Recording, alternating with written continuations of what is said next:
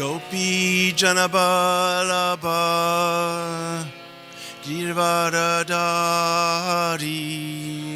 Gopi Janabalabha Girvadadari Gopi Janabalabha Girivardhari Gopi Janabalabha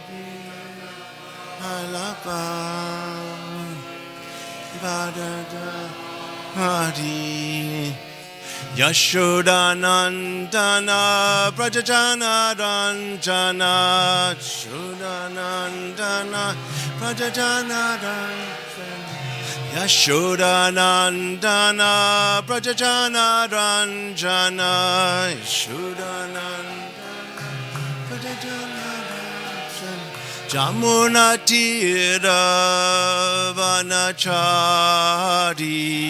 Natira Jamuna Tira Vanachari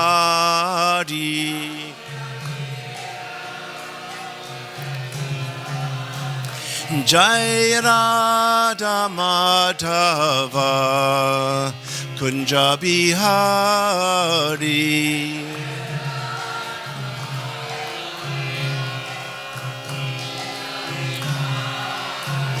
Jai Radha Madhava Kunja Bihari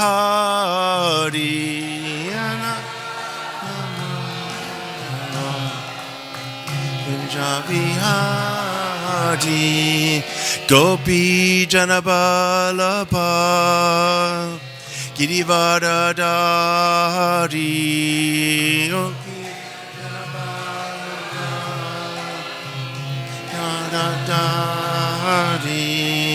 Gopi Janabalabha Girivardhari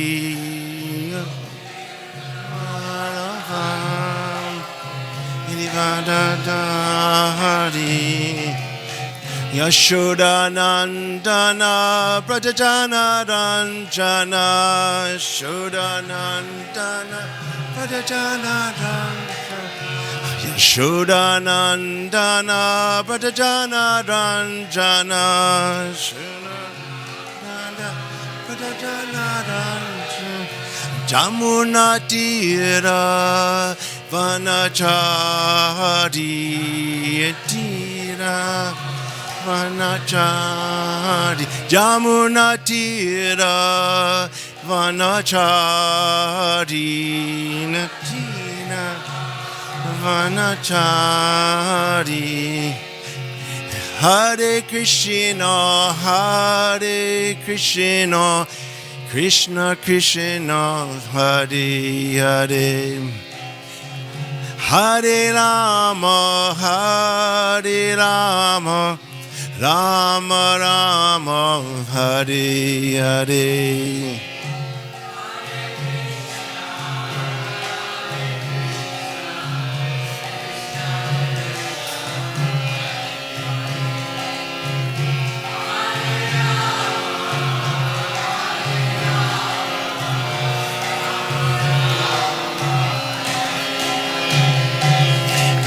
Hare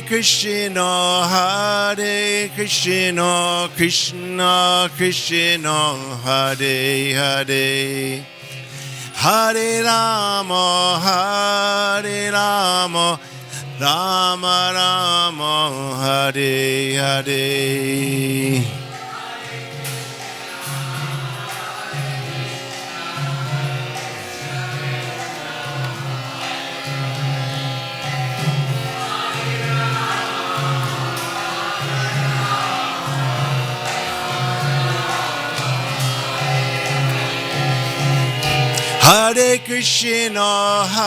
Hare Krishna Krishna Krishna Hare Hare Hare Rama Rama Rama Hare Hare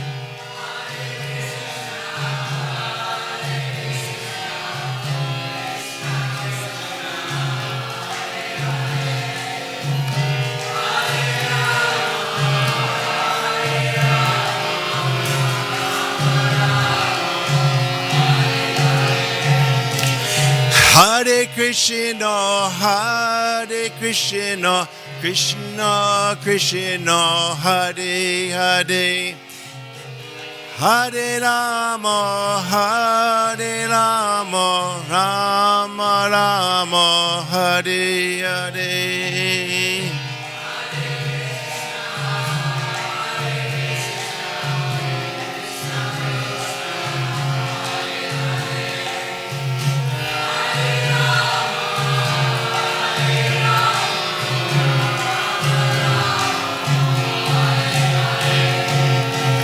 Hare Krishna, Hare Krishna, Krishna Krishna, Hare Hare.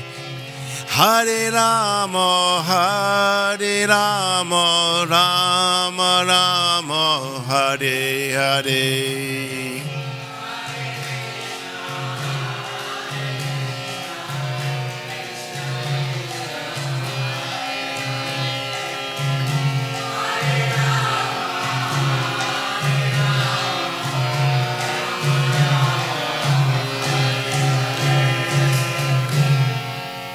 Gaur Premanandi.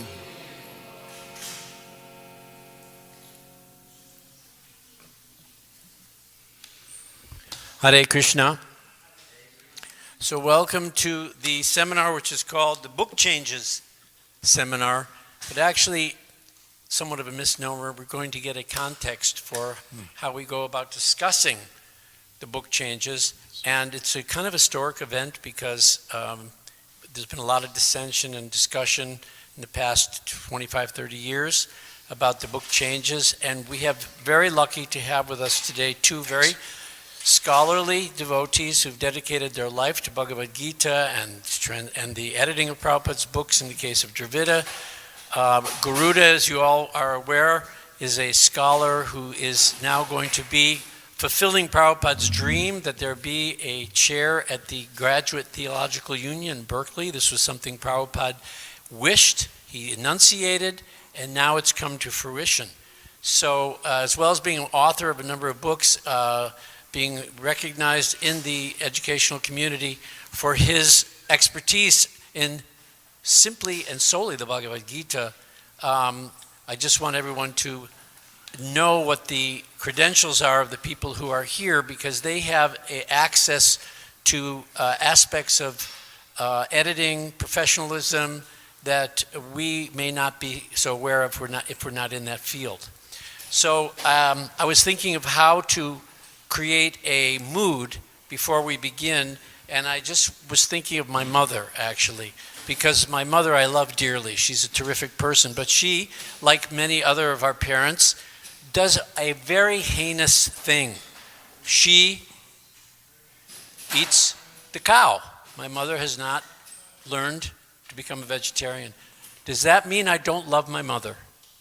Of course not. I love her dearly. So we're just, in all these discussions that we have and our differences of opinion, does that mean we don't love each other just because we define our differences differently?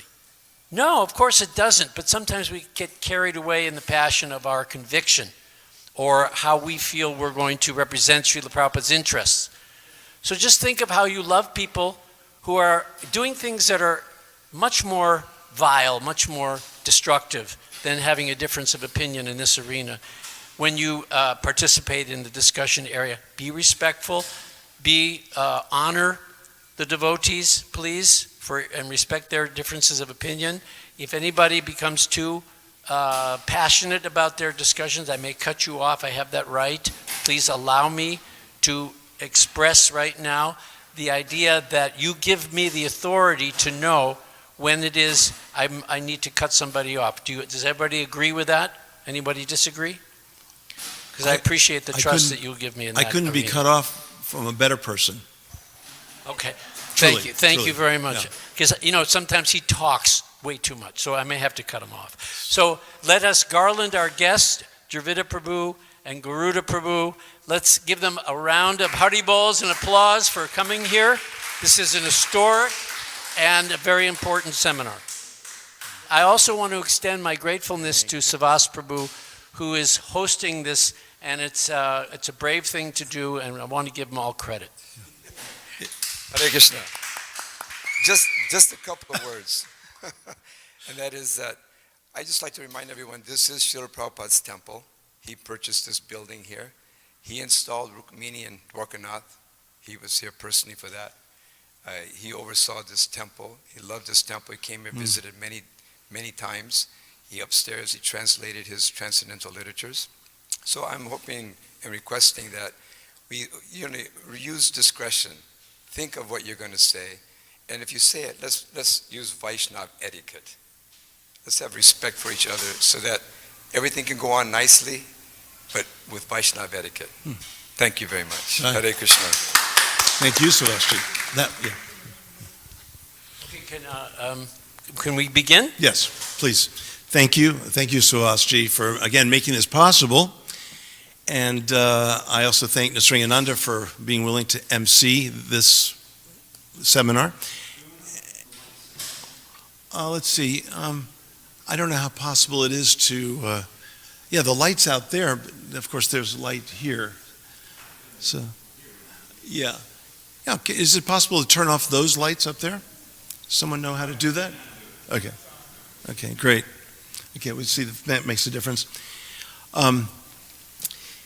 The idea for this seminar really grew out of my visit here about a month ago for the Prabhupada Festival, during which I gave a seminar related to understanding and appreciating Prabhupada's teachings. Well, after an hour and a half of that, it moved into the subject on which we are to focus today. And so then my talk, which was only supposed to be an hour and a half back then, went to 3 hours.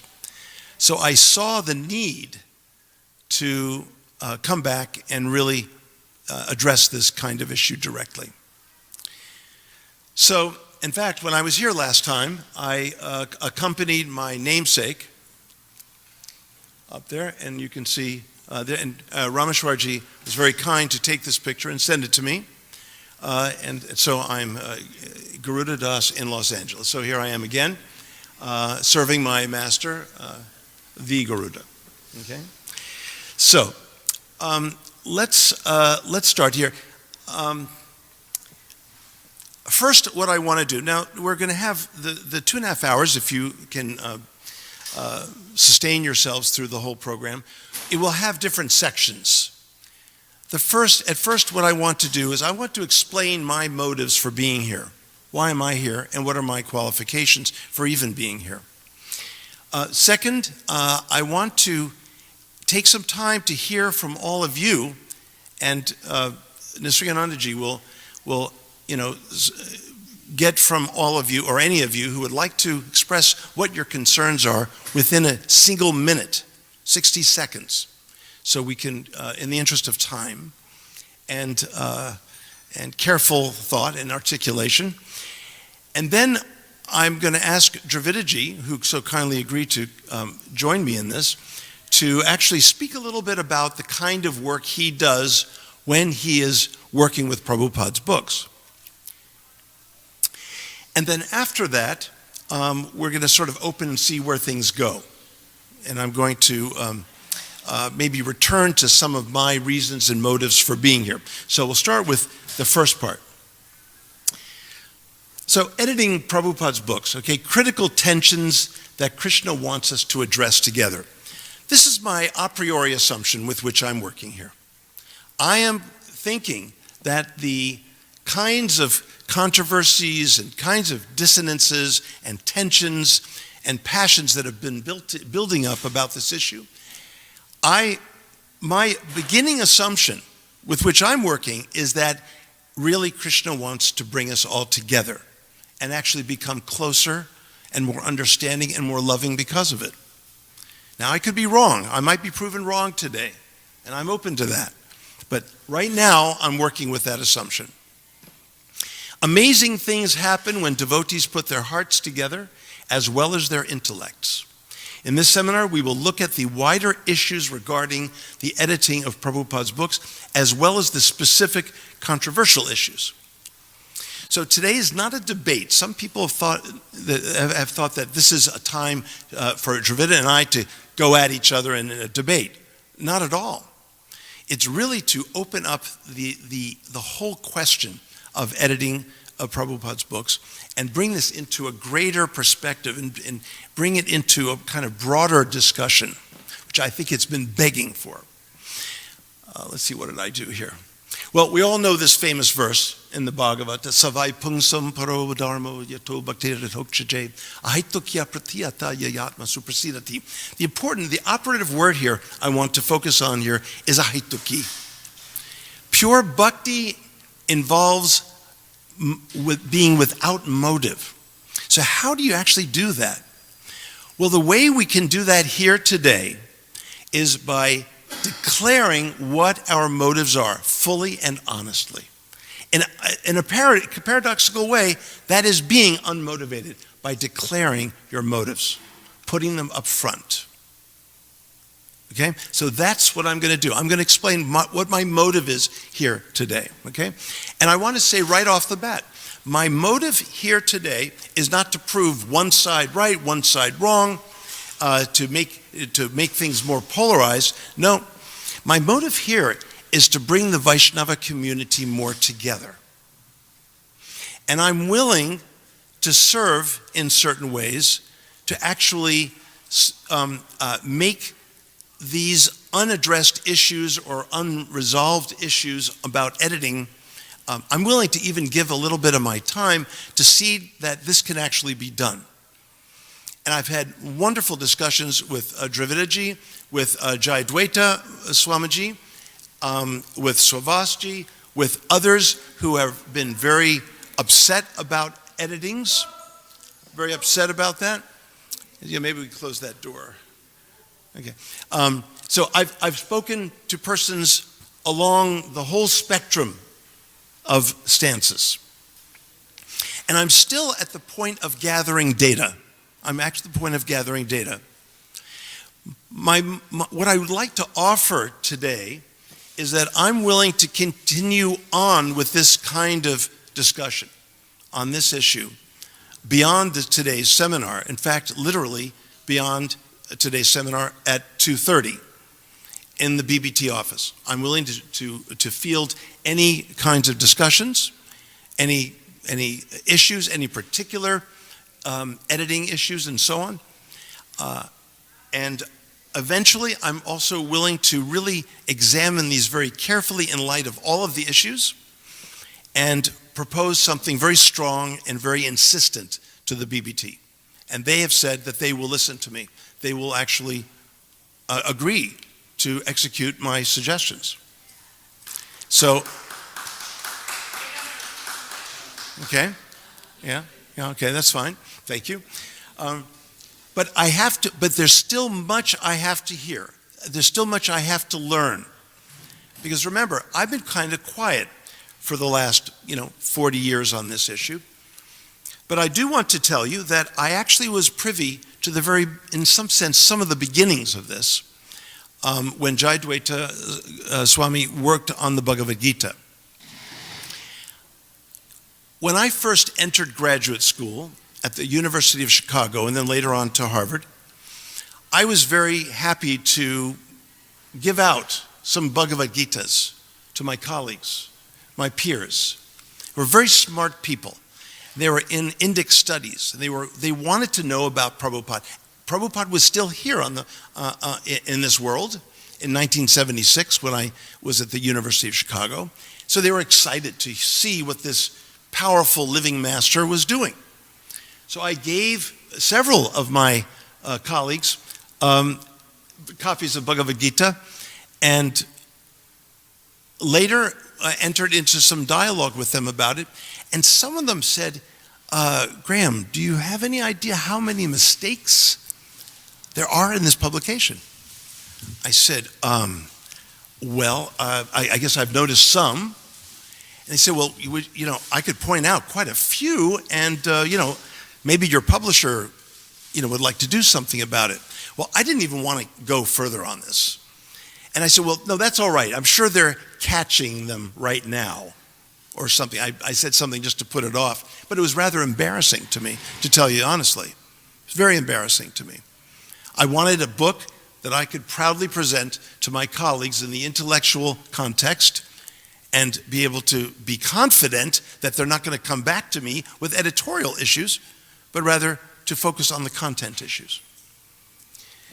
So in the very beginning, or at that stage of things, I was happy to hear that Jayadvaita had taken up, the task of looking carefully at the condition of the books. So I will tell you that back then, I was actually relieved to hear that because of this very interaction. But since then, I really have not been very involved in it. Since the new edition came out in 1983, I have forced-fed Bhagavad-Gita as it is to my students hundreds and hundreds and hundreds of times. Back in the old days when they sent me out on book distribution, they stopped very quickly because I would only distribute two Bhagavad-Gitas in 6 hours. 3 hours was given to each person to whom the book was sold. But I'm quite sure they read the Gita. But back then, quantity was a little more important. And so I was quickly taken off. So I became a professor so I could distribute books en masse. I have 100 students, all 100 have to buy the Bhagavad-Gita. And that's how I sold thousands and thousands of Gitas. And I think I can safely say that I'm the only one who's ever used Prabhupada's Gita in the university in an applied way. They not only had to read the Bhagavad Gita, they had to write about it, they had to discuss it, and I even examined them on it. Okay? So that was my form of book distribution. I failed, at the shopping center, but I do better in the classroom. Right, Rameshwarji? You remember, I was better in the classroom than on the sidewalk. Anyway, he was there. He knew I was more effective in the classroom. So the idea here is, I'm interested, though, of course, in the issues of editing. And this is why I invited Dravidaji, who graciously accepted the invitation without hesitation, to come and help me and the rest of us understand what he and Jayadvaita Swami have been tirelessly doing for decades. Now, let's talk about that a little bit. Of course, we're called the International Society for Krishna Consciousness. Well, and once an astrologer said, what did he say? Prabhupada built a house in which the whole world can live. Let's first see if we can live in it. Then we can invite others. That's my proposal. Let's make sure that our house, when we do invite people in it, it's a really, really happy and vibrant and loving and trusting house. That, ladies and gentlemen, is my motive for being here today. The particulars of editing, whether it's qualitative, quantitative, whether it's particular substantive issues or just copy editing issues and so on. Of course, I'm concerned about it, and I'm willing to address it down to the detail. And I've already been educated a lot by Jayadvaita Swami, who's taken time out to talk to me about these issues. Dravidaji, very generous with his time, including for today's seminar, and I'm learning quite a lot about what they've been doing and so on.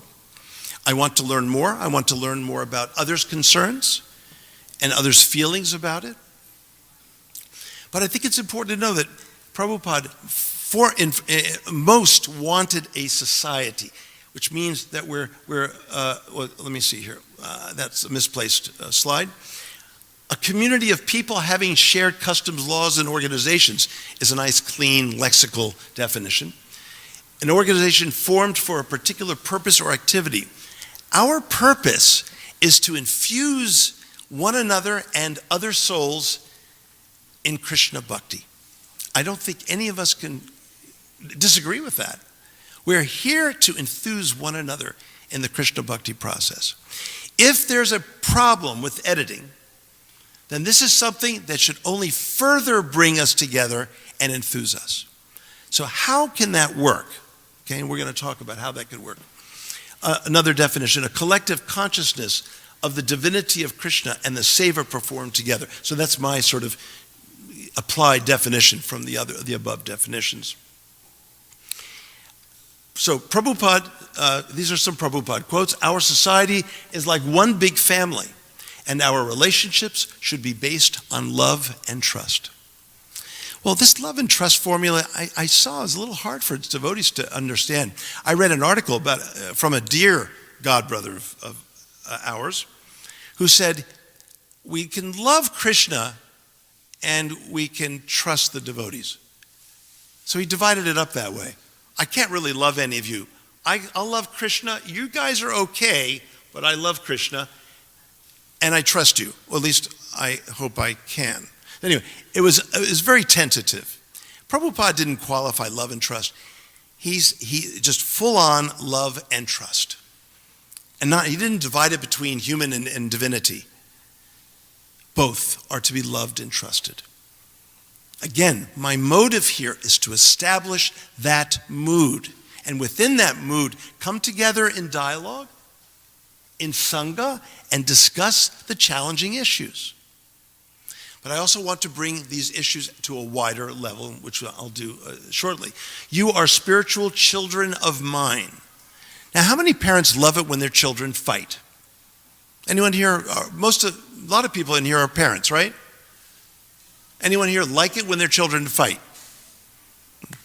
No, I don't think so. I think it's safe to say no parent likes it when their children are fighting. Our movement is based on love and trust. So at the foundation it is. So I have to tell you, I'm here for that. And within that, to address this issue. Okay. Be nice. Okay. The relationship between perfection and imperfection. Some of the issues will be addressing this particular thing. We have this idea of perfection. We often look for perfection in others, but not ourselves. This becomes problematic, and I've seen this activated a bit in this issue. I also have seen that devotees feel that perfection is only available through Prabhupada and is not possible through others. So apparently Krishna he's only powerful enough to work through the pure devotee, but he's not so powerful to work through impure devotees like me. I didn't know Krishna was so weak, but I don't think he is. In fact, I have seen over and over how Krishna has worked through me in spite of me. And everyone here who's been here a long time knows that goes on all the time. So is Krishna more powerful than our shortcomings? I say he is. That doesn't mean we can just be irresponsible or sloppy or unconscientious about what we do. But we need to understand that this world, if the Bhagavad-Gita starts out with Arjuna's unresolvable dilemma, it is tacitly saying that perfection in this world is just unlikely. You're not going to find perfection in this world. But you'll find perfection coming through the sweet channels of the devotees and the deities. What happens when we are mistrustful of others in their sevas? Well, this becomes really problematic. If you mistrust devotees, for example, in the seva of printing and editing Prabhupada's books, let us call into question other people. Now, here I understand that Rabindranathji, the Pujari here for 23 years, 26 years, right? He's a very steady Pujari. He's been here a long time. He is very dedicated, and you can see how beautiful the deities look. But I have to tell you, ladies and gentlemen, I don't know if I can really take darshan of these deities in the future, because I don't know if he's chanting the mantras in the morning correctly. And I'm kind of a stickler for Sanskrit pronunciation. So I'm thinking I need to grill him. I need to really, examine his Sanskrit pronunciation before I'm willing to take darshan of the deities in the future. You see how absurd this can get? It's not that Rabindranath wouldn't be open to talking to me about his Sanskrit pronunciation, but why would I stop going to darshan? Because I may have a little concern that he's not chanting the mantras correctly. What about other services? What about book distribution? I know that Vaisheshika is doing a lot of work with regard to encouraging and inspiring people to go out and distribute the books. But before anyone even reads Prabhupada's books, you know what the most powerful impression of Prabhupada's books is? The way we give them to someone else. That could even shape the whole way we even read the book. Now, I just had a real freak out yesterday. I was thinking about this whole process of editing Prabhupada's books, and I was thinking, oh my gosh, Prabhupada's books are translated into about 90 languages. Oh my gosh. I want all 90 translators in this room today, and I want to examine whether they're really translating Prabhupada's words competently. And maybe we could be making many more, we say making devotees. Maybe we could be bringing others' hearts to Krishna Bhakti if they translated them better. Or maybe people are coming, whether they're imperfections or perfections. It doesn't mean we are not trying to improve and increase. But I think we can carry this a little too far. Be careful, because then we're undercutting the grace of Prabhupada, the grace of Mahaprabhu, and the grace of Krishna, and how that acts and functions through all of us. So, is Krishna more powerful than our shortcomings? I mean, I think we've seen this over and over. Again, no excuse for not being conscientious, but we need to take that into account. So it's a society of Krishna Bhakti Seva. Trust one another in our respective sevas is essential. Otherwise you start examining everybody for what they're doing. What about me? You know what I've been doing for the last 40 years? I have been representing Krishna Bhakti to the whole academic community. In fact, I did it for decades before anyone ever went back to school. Rameshwar knew this, he was privy to it. It was when I got the big Smithsonian grant, we started the Institute for Vaishnava Studies. I mean, none of you checked me out. I mean, who knows what I could be saying? Oh, yeah, okay, you checked me out. Okay, Rameshwar. Yeah, okay. So all of you should feel better, right? Rameshwar checked me out, right? Okay, good. So, yes, thank you for doing that, Rameshwarji. But what earns our trust in a devotee's seva? So I just made a random list of anything that came to my mind, okay? So let's take Dravidaji here, right here. Okay, he's a specimen of Krishna's seva. Okay, that's why I brought him here. Right, here he is, right here. Okay, he's covering his eyes, but we can see him. Okay, yeah, okay, there we go. So what does it mean? But it doesn't just apply to him. It applies to those devotees who have been fortunate enough to be steadily engaged in Krishna's seva year after year after year after year. Amazing. It's not that often you find devotees pursuing the same seva specifically year after year after year for decades. Now, I happen to be one of those in the academic arena, but let's focus a little on Dravidaji here. Okay, intense dedication to the seva. So that means that much of his or her time would be dedicated to the seva. Knowledge of the seva kshetra, I call it, the field of the seva. Okay, one who is aware of the field of that seva. Commitment over time. I think that's another indication. Someone who's been doing something year after year. I mentioned Rabindranath, 26 years dedicated to these deities as the head pujari. I think there's something to be said for that. I really do. It's a factor. Commitment into the future. Well, I've been a pujari for 26 years, but after hearing Garuda's talk today, I'm just going to quit. I think that's really unlikely. I really do. Continuing education. In other words, being open to corrections, improvements, strengthenings, training others. Yeah, to be able to extend that expertise to other devotees is also very important. And clearly Jai Dvaita has done that with Dravida, is sort of the protege, something like that, right? Okay. Ability to harmonize with others' sevas. So the ability to be inter-seva, interactive in terms of others' sevas. Open to constructive criticism, I kind of mentioned that earlier.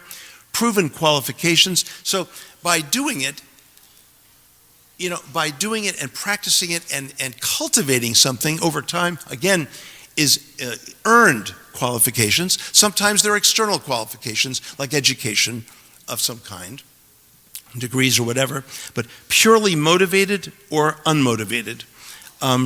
So again, why is someone doing the seva that they're doing? Why does anyone execute the seva that they pursue? These are, some qualifications. Now, personally, in talking to Dravidaji recently, I personally see all of these things there in the devotee Dravida sitting here before us. It's not that he's unusual. I see many devotees who have these qualities. So it's not that this is like an unusual manifestation of someone who could earn our trust in seva. Does it mean he's perfect? Oh, heck, I can tell you, he's not perfect. I mean, he fasted all day and for Ekadashi and walked around like a zombie. I don't call that perfection. But anyway, that's another issue.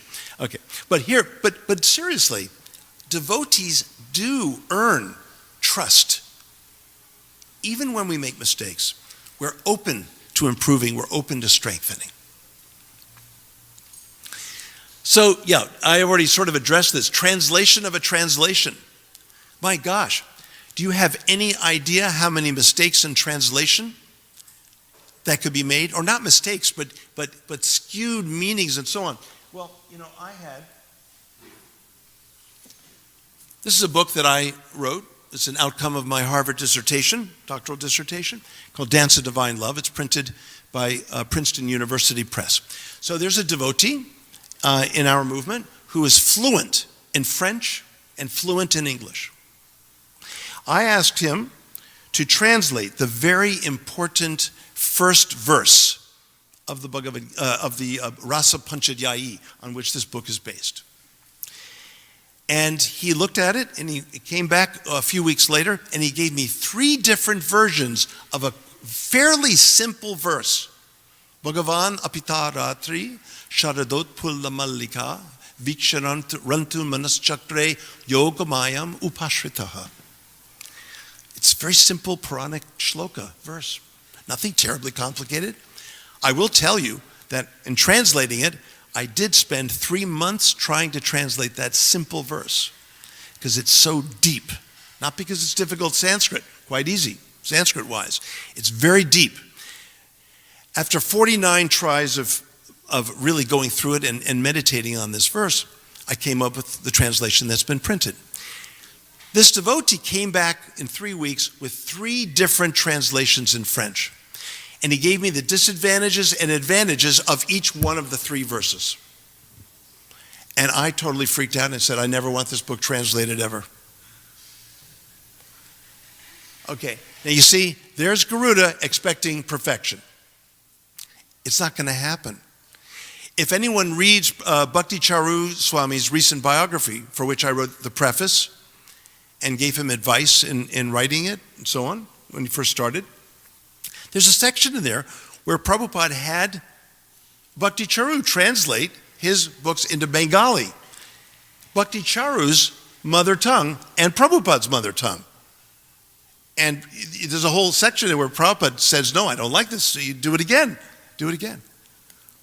So this question of dealing with texts is quite an interesting and fascinating topic to me, because I am what's known as a textual scholar.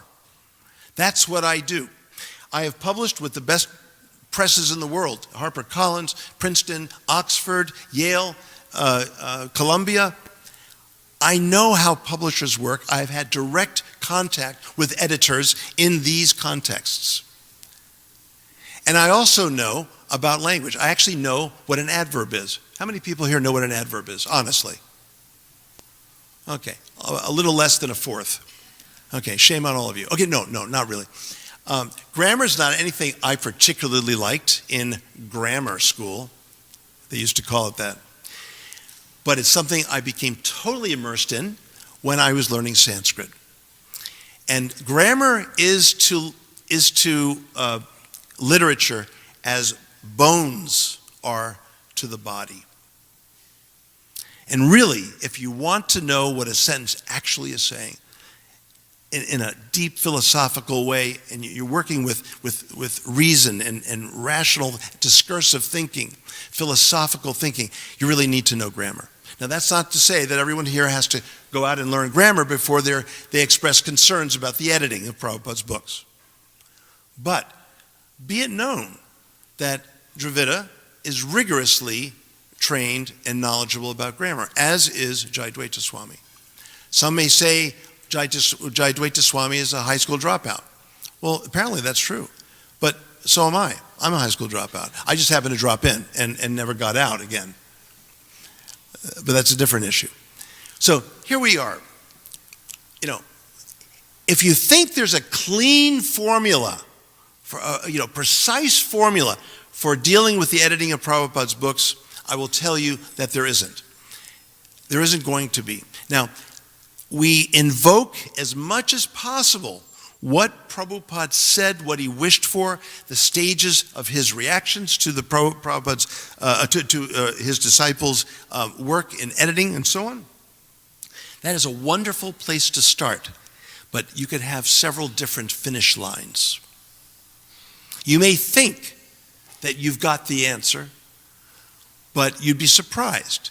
In dialogue, there may be other things that you have yet to learn. So I'm at this learning stage from all of you, from the experts who've been working on this, from those who are very concerned. And I'm going to wind up on this.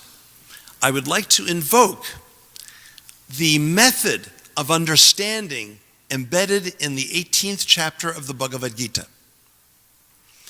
18th chapter, verses 20 through 22. These 3 verses tell us how we need to work together on this.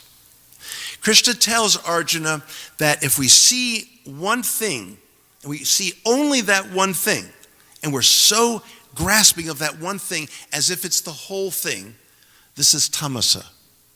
This is dark understanding. Now, our tendency as being very, small jivas is to get a little narrow that way. And you know what? That's okay. Because when we dialogue with one another, we can be raised to the Rajasa level, which is to see that our view actually is only one among many other views. So that's the Rajasa level. But when we actively share those different views and we come together as a community of bhaktas, then we can be raised to the Sattvika level, where we can see the whole picture. That's where I want to go. That's where I intend to go. I have the encouragement of Jayadvaita Swami, Swavas Prabhuji, Dravidaji, others who are very upset about what they feel editing has been done, and so on. I've gained some confidence. I'm going to keep hearing, because that is our first process. Hearing. Shravanam. I have to be receptive to all of this data before I can make any kinds of determinations. And then eventually when it's right, it's the right moment, I will apply all the learning and all of the experience I have had on the professional end of things, in my own experience of publishing, in my own training in the academic setting, and frankly, my understanding as a bhakta. But I'll just end with just something horrific for you to know. A god brother of mine who is a leading god brother, who spoke to, who speaks to thousands of people sometimes, had an opportunity to pick anything in the books he could. He read a passage from Prabhupada's books that says that if someone speaks ill about Krishna, you can cut their tongue out. So this is what he chose to speak from Prabhupada's books to thousands of people. Should cut the tongue out, okay? Anyway, so this is what, of all the things you can present to 1,000 people, this is what you present. I ask you, is our problem the editing of Prabhupada's books, or is our problem the presentation of Prabhupada's books? I rather think the latter. I'm not diminishing that this is a problem and this is a challenge and this is an issue. But I tell you, the presentation of Prabhupada's books, I've heard ghastly things. And this becomes more of a concern, frankly. So I'm hoping that out of this whole dialogue about editing Prabhupada's books will be something that can address the actual presenting of Prabhupada's books. Okay?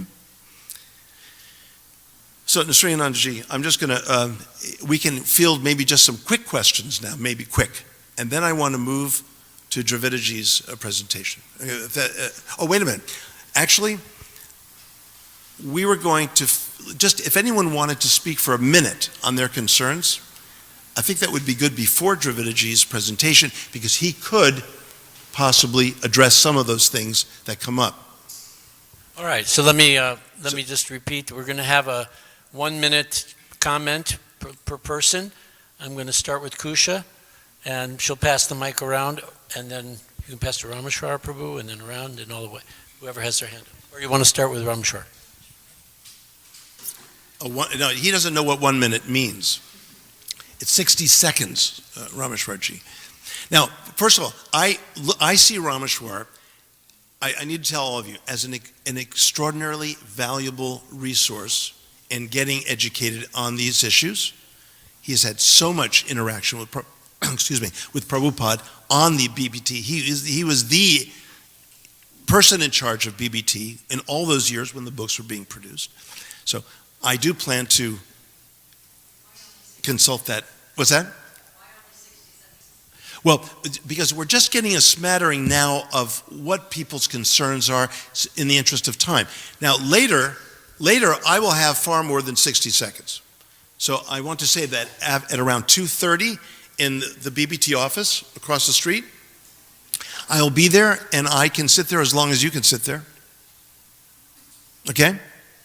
But in the interest of keeping a momentum going here, and Nasriyananda and I think we've agreed to this format, basically we want to just hear some general reactions, feelings, and so on regarding the issue and concern after you've now been sort of programmed with my motive for being here and how I could continue this and hopefully bring it to a kind of resolution eventually. That's my motive. So that's why the 60 seconds, Mamata. It's a valid question, but to keep things moving. Rameshwar has a lot more to say than just 60 seconds, and we will be talking, but he's free to talk 60 seconds right now. Hare Krishna. In 1977, members of the GBC met with Srila Prabhupada to discuss the unthinkable, his departure from this world, and how this movement would continue after his disappearance. I was part of that meeting with Srila Prabhupada. At that time, and before that time, and after, he continued to express what he had already taught me as a BBT trustee, that there is, in his mind, great hope that this movement is being left in good hands, and he had only one, he didn't use the word concern, he used the word one great fear. And that great fear was that his books were supposed to be the law books for mankind for 10,000 years. And there are things that Srila Prabhupada has written that today people don't like, and in 50 years they will not like, and in whatever, There are things that Prabhupada has said and taught that are not popular, but Yeah. he chose to say them anyway. His greatest fear, he expressed to us, was that someone would take it on themselves to change my books because they don't like what I say. Good. That's very important. Good. Thank you. Good. Yeah. No, don't give that microphone back to him. They don't No. do politically correct editing, but what he feared was that it would happen in the future. Right. Good. My only concern is that we honestly put who's editing the books and what version of edit it is, and that we always keep Srila Prabhupada's original books in print. Okay. Good. Okay. I think this is good. We Okay. field all the concerns. Yeah. Okay, that was Kusha. Okay. This is Mamata. Okay. Good. Okay, I want to say just a couple of things. Yeah. One is, are these Srila Prabhupada's books, or are they institutional textbooks that are subject to change by the institution? And as an author, how do you feel about people editing your books and making changes to them posthumously? Mm-hmm. I'd be interested to know that. Okay.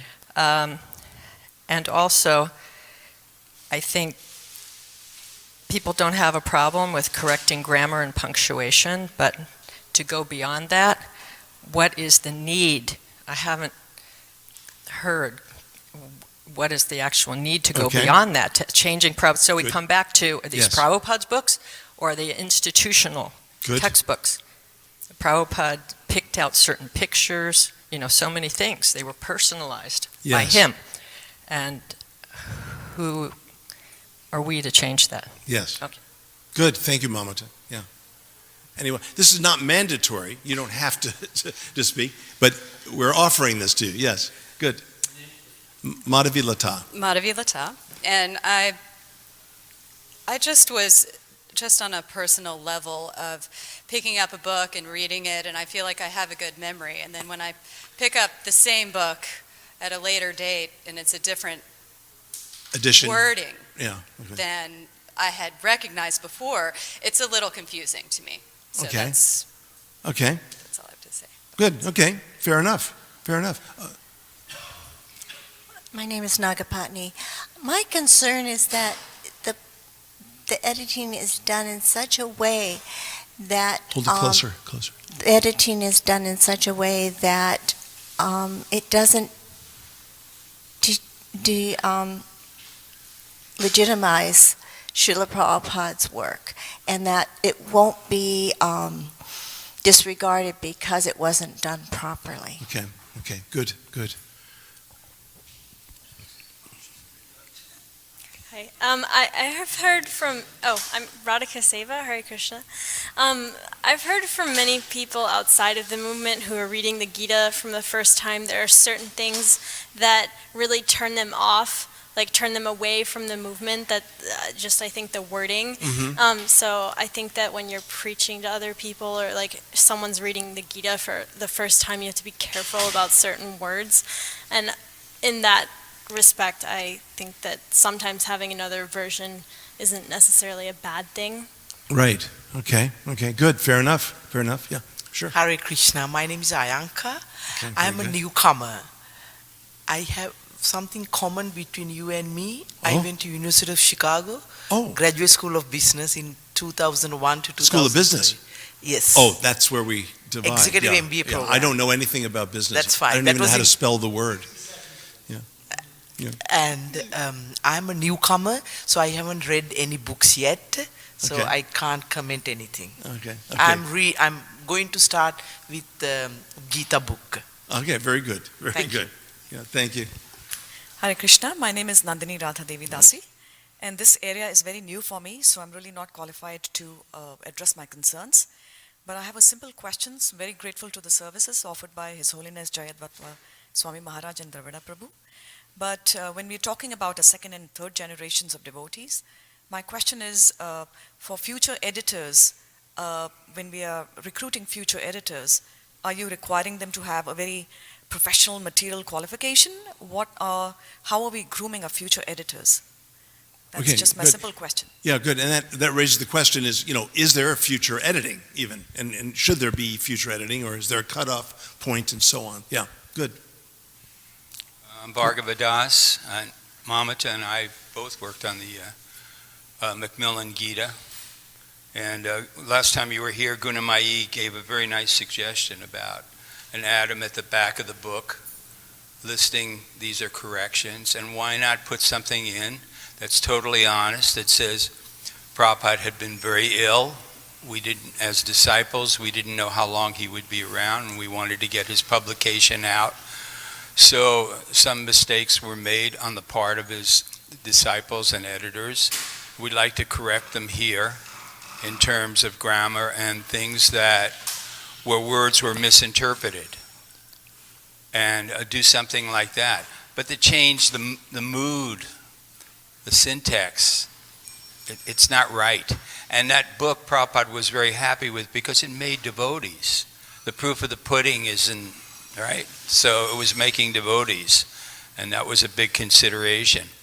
And a big part of the whole controversy, to tell the truth, is that Prabhupada formed a society and the leaders did not form a society. They formed a 1%. They did not create a democratic mood for expression that Prabhupada set up. I still got a few seconds. All right, and that's where a lot of the protest is coming from. Okay. There's no istagosti anymore. If you don't have community feedback, then you don't have community. Okay. And that's what we're trying to do here. This is a kind of ishtagoshti on BBT books. Yeah. Good. Next, yeah. In 1977, I was... Name? My name's Gauri Das, Pandit Das. In 1977, I was serving Srila Prabhupada in India for 4 months. During that time, he used to like to have us read to him in the garden in Vrindavan. Yasodhananda was reading one morning, and Prabhupada said, read that paragraph again. He read it again, and he said, those are not my words. This is the worst thing a disciple can do. Do not change my words. Then he turned it to Mala secretary and said, write the BBT immediately and tell them, do not change my words. And all morning long, he went on talking about, he said, don't become like a leapfrog and try to jump over your spiritual master thinking you know better than him. So again, like Kusa, if you got to have the edited book, at least keep the original book too so people can have a choice. Okay. Thank Good you. enough. Fair enough. Next. Hare Krishna, my name is Bojadev Das. Two quick things. One, maybe this will be explained later on, is the fact that when Prabhupada lectured from some verses numerous times and was satisfied when he lectured from the translation that he'd already given, later on those verses were edited or changed when Prabhupada identified, I think, as he was speaking, when he was speaking, that he was satisfied with that.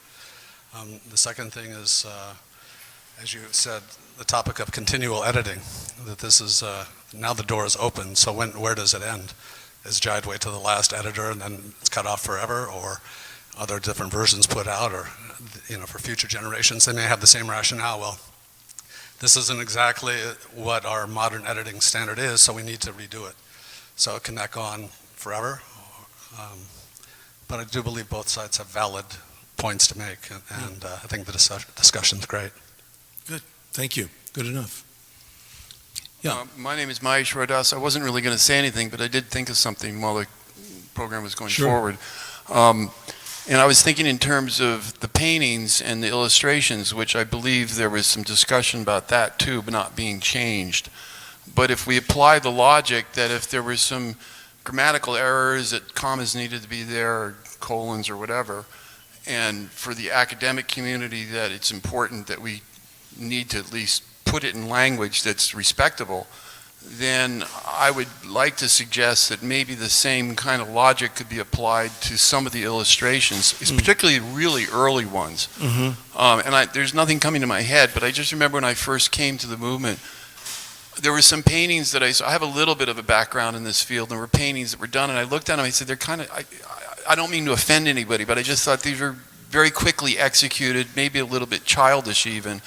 And since then, our BBT artists have become so extraordinarily talented that I think it really does add a big thing when you open a book up and you see a very well-executed classical painting that may be representing exactly the same thing that was done 20 years earlier, but not quite as well executed. Personally, I think that kind of change we should seriously consider making also. Interesting. Very good. Good. Fair enough.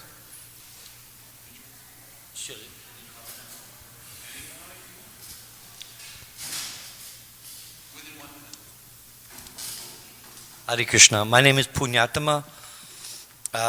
My question is, there's many issues on the table. We all want Prabhupada's movement to be 1 billion% successful.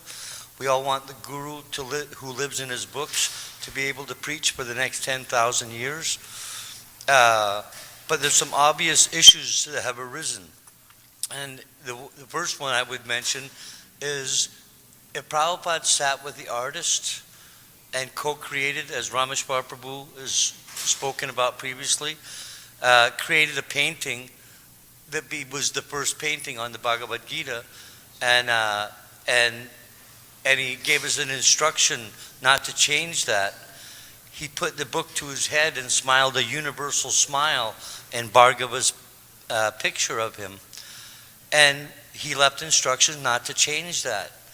And this is just symptomatic. If he can change that, which is an obvious 1 billion% desire that Prabhupada created with the artist, and left instructions, don't change it, that's a symptom of a much bigger disease in the changes that's going on, because you can't defend the changing of the cover of the Bhagavad-Gita. I think you meant Bharadwaj, not Bhargava, right?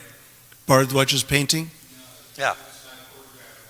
Oh, I see. Okay, good. Thank you for clarifying. Good. So that's the one thing that there's no way to defend what's going on in regards to changing that.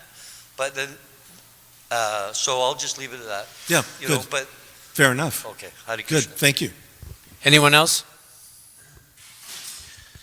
Okay, I'll add one comment. Oh, Banu Bhatta. Oh, I'm sorry, where? Right to your left. Yeah. Hare Krishna. 1 minute, okay. First of all, I want to just preface what I was going to say by saying I don't believe in the philosophy of, I don't know the Sanskrit term, of when one's mother is born naked, she should remain naked for the rest of her life. And so I definitely think there was a need for the changes. And I know it must be an extremely difficult service being in that position, first of all. And the devotees are way beyond my capacity in terms of their ability to do such a thing, Dravida Prabhu and Jayadvaita Maharaj. That being said, I've been kind of searching my heart for the last so many years because it is a very emotionally charged issue. And I feel really that the changes, many changes were absolutely necessary. But I feel that very strongly the extent of the changes has changed the mood. It almost feels like Hayagriva Prabhu was given that service, and with all his faults, Prabhupada accepted the Bhagavad Gita, even with all those faults. And I just kind of feel that, the beauty in the way he edited it, and we grew up with the Bhagavad Gita, I feel like a lot of that has been unnecessarily removed or changed. And that's what I kind of feel strongly about. Yeah. Otherwise, everything's good. No, very good. Fair enough. Thank you. Yeah. Hare Krishna. My name is Premananda Vilas. I just wanted to bring up everyone's concern about the integrity. Stand, yeah. Oh, sorry.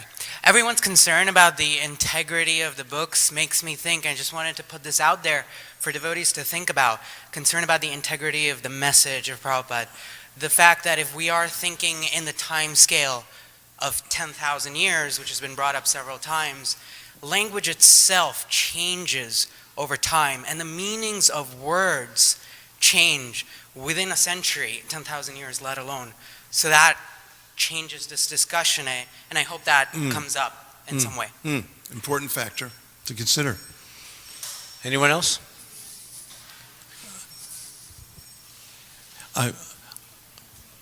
So far, I really like hearing all of these comments and thoughts, so let's keep going as long as we need to here. Yeah. Hare Krishna, Dravida is my name. Stand up, please. Yeah, if you, because the camera won't get you. Yeah, there you go. I don't have that important things. Okay, so Your name again? Divya Dristi from Los Angeles. So I had two things that came to mind during your talk. The first one was, I was thinking about like making lemonade, and when you make lemonade and you squeeze the lemon into the container to make the lemonade, you can't drink it. But inevitably you can keep on adding water to that lemonade that you can't even taste the lemon anymore. Dilution. Correct. Okay. So at what point is that stopped?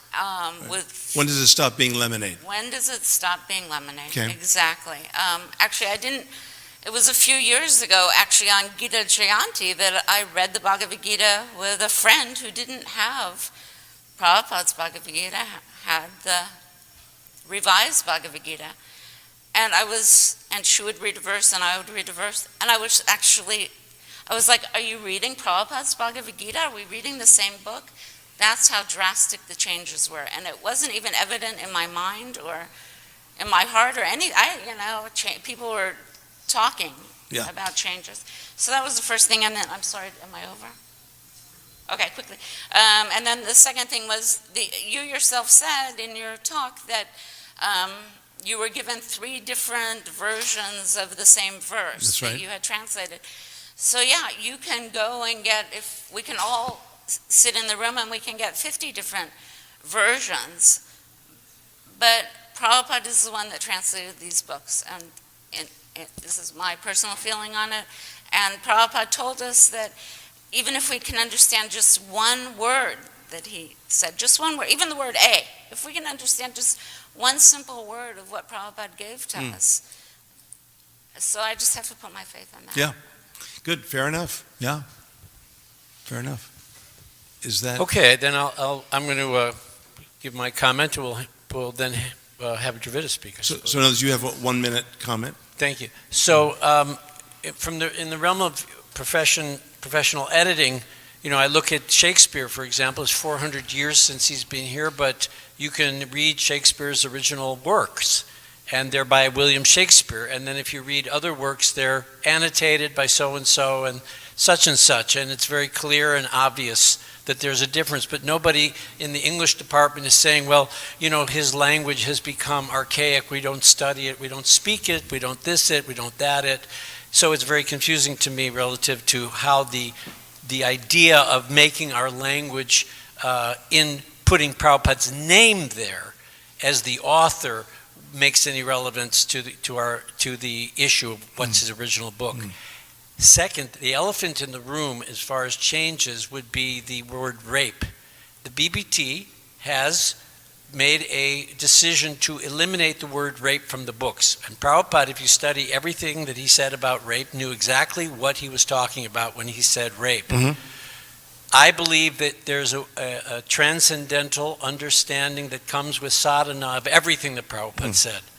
So I'm very much curious as to what's the rationale, other than being politically correct or making Prabhupada's books more acceptable to society, to take away, and I think that example kind of shines a light on all the other reasons.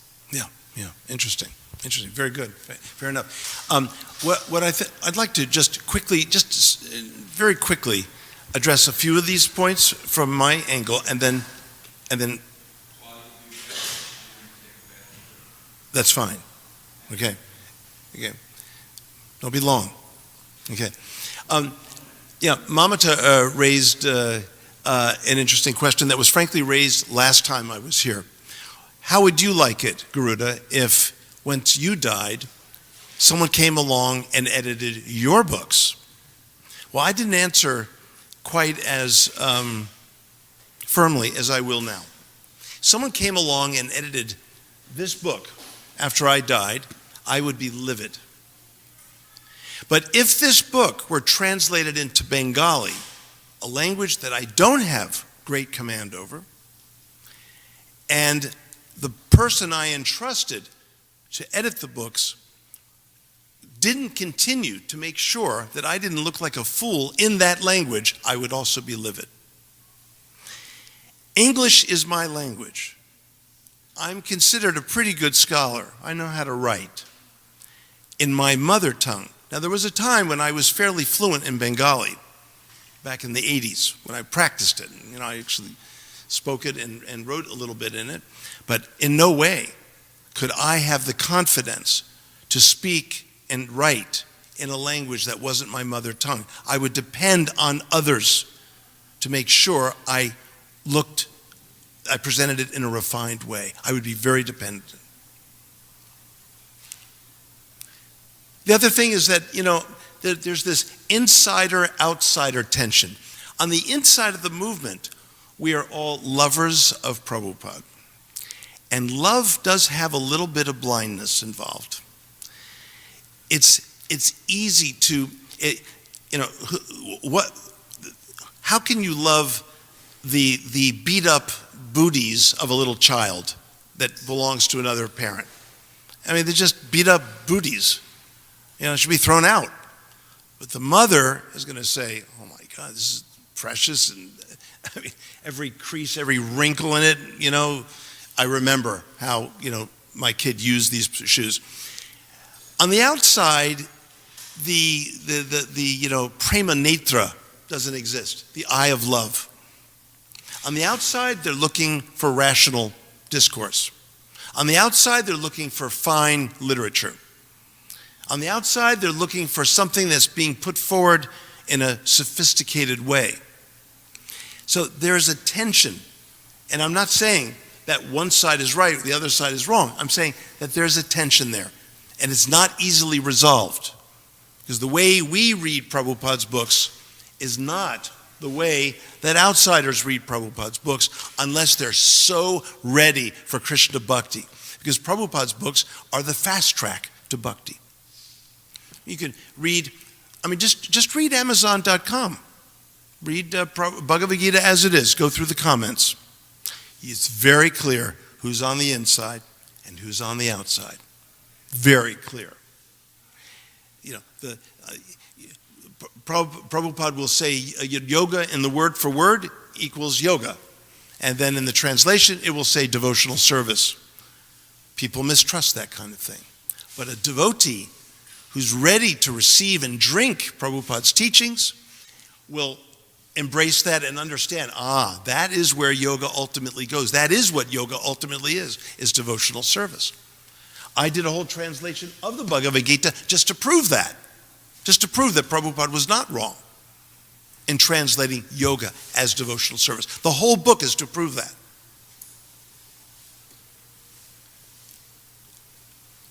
But I want to make a few other quick comments. And I appreciate the issue of, time over time. That's an important question. Shakespeare is a difficult analog because Prabhupada did not write like Shakespeare, although some people think that he does. Some insiders actually think that Prabhupada's writing with his broken English and so on is absolutely exquisite poetry. I've been talking to people about this. But that's not what outsiders necessarily think. Now, Shakespeare is a, renowned, I don't have to tell you what Shakespeare is.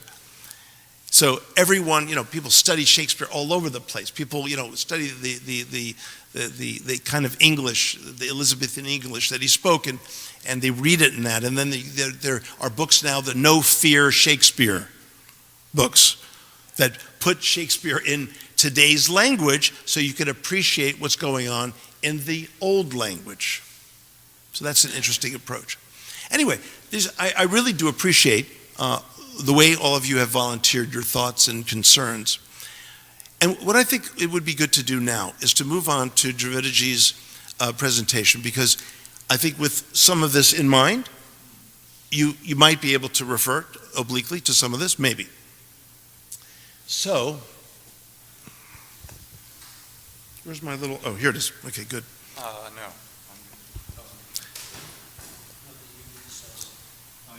Oh. Okay.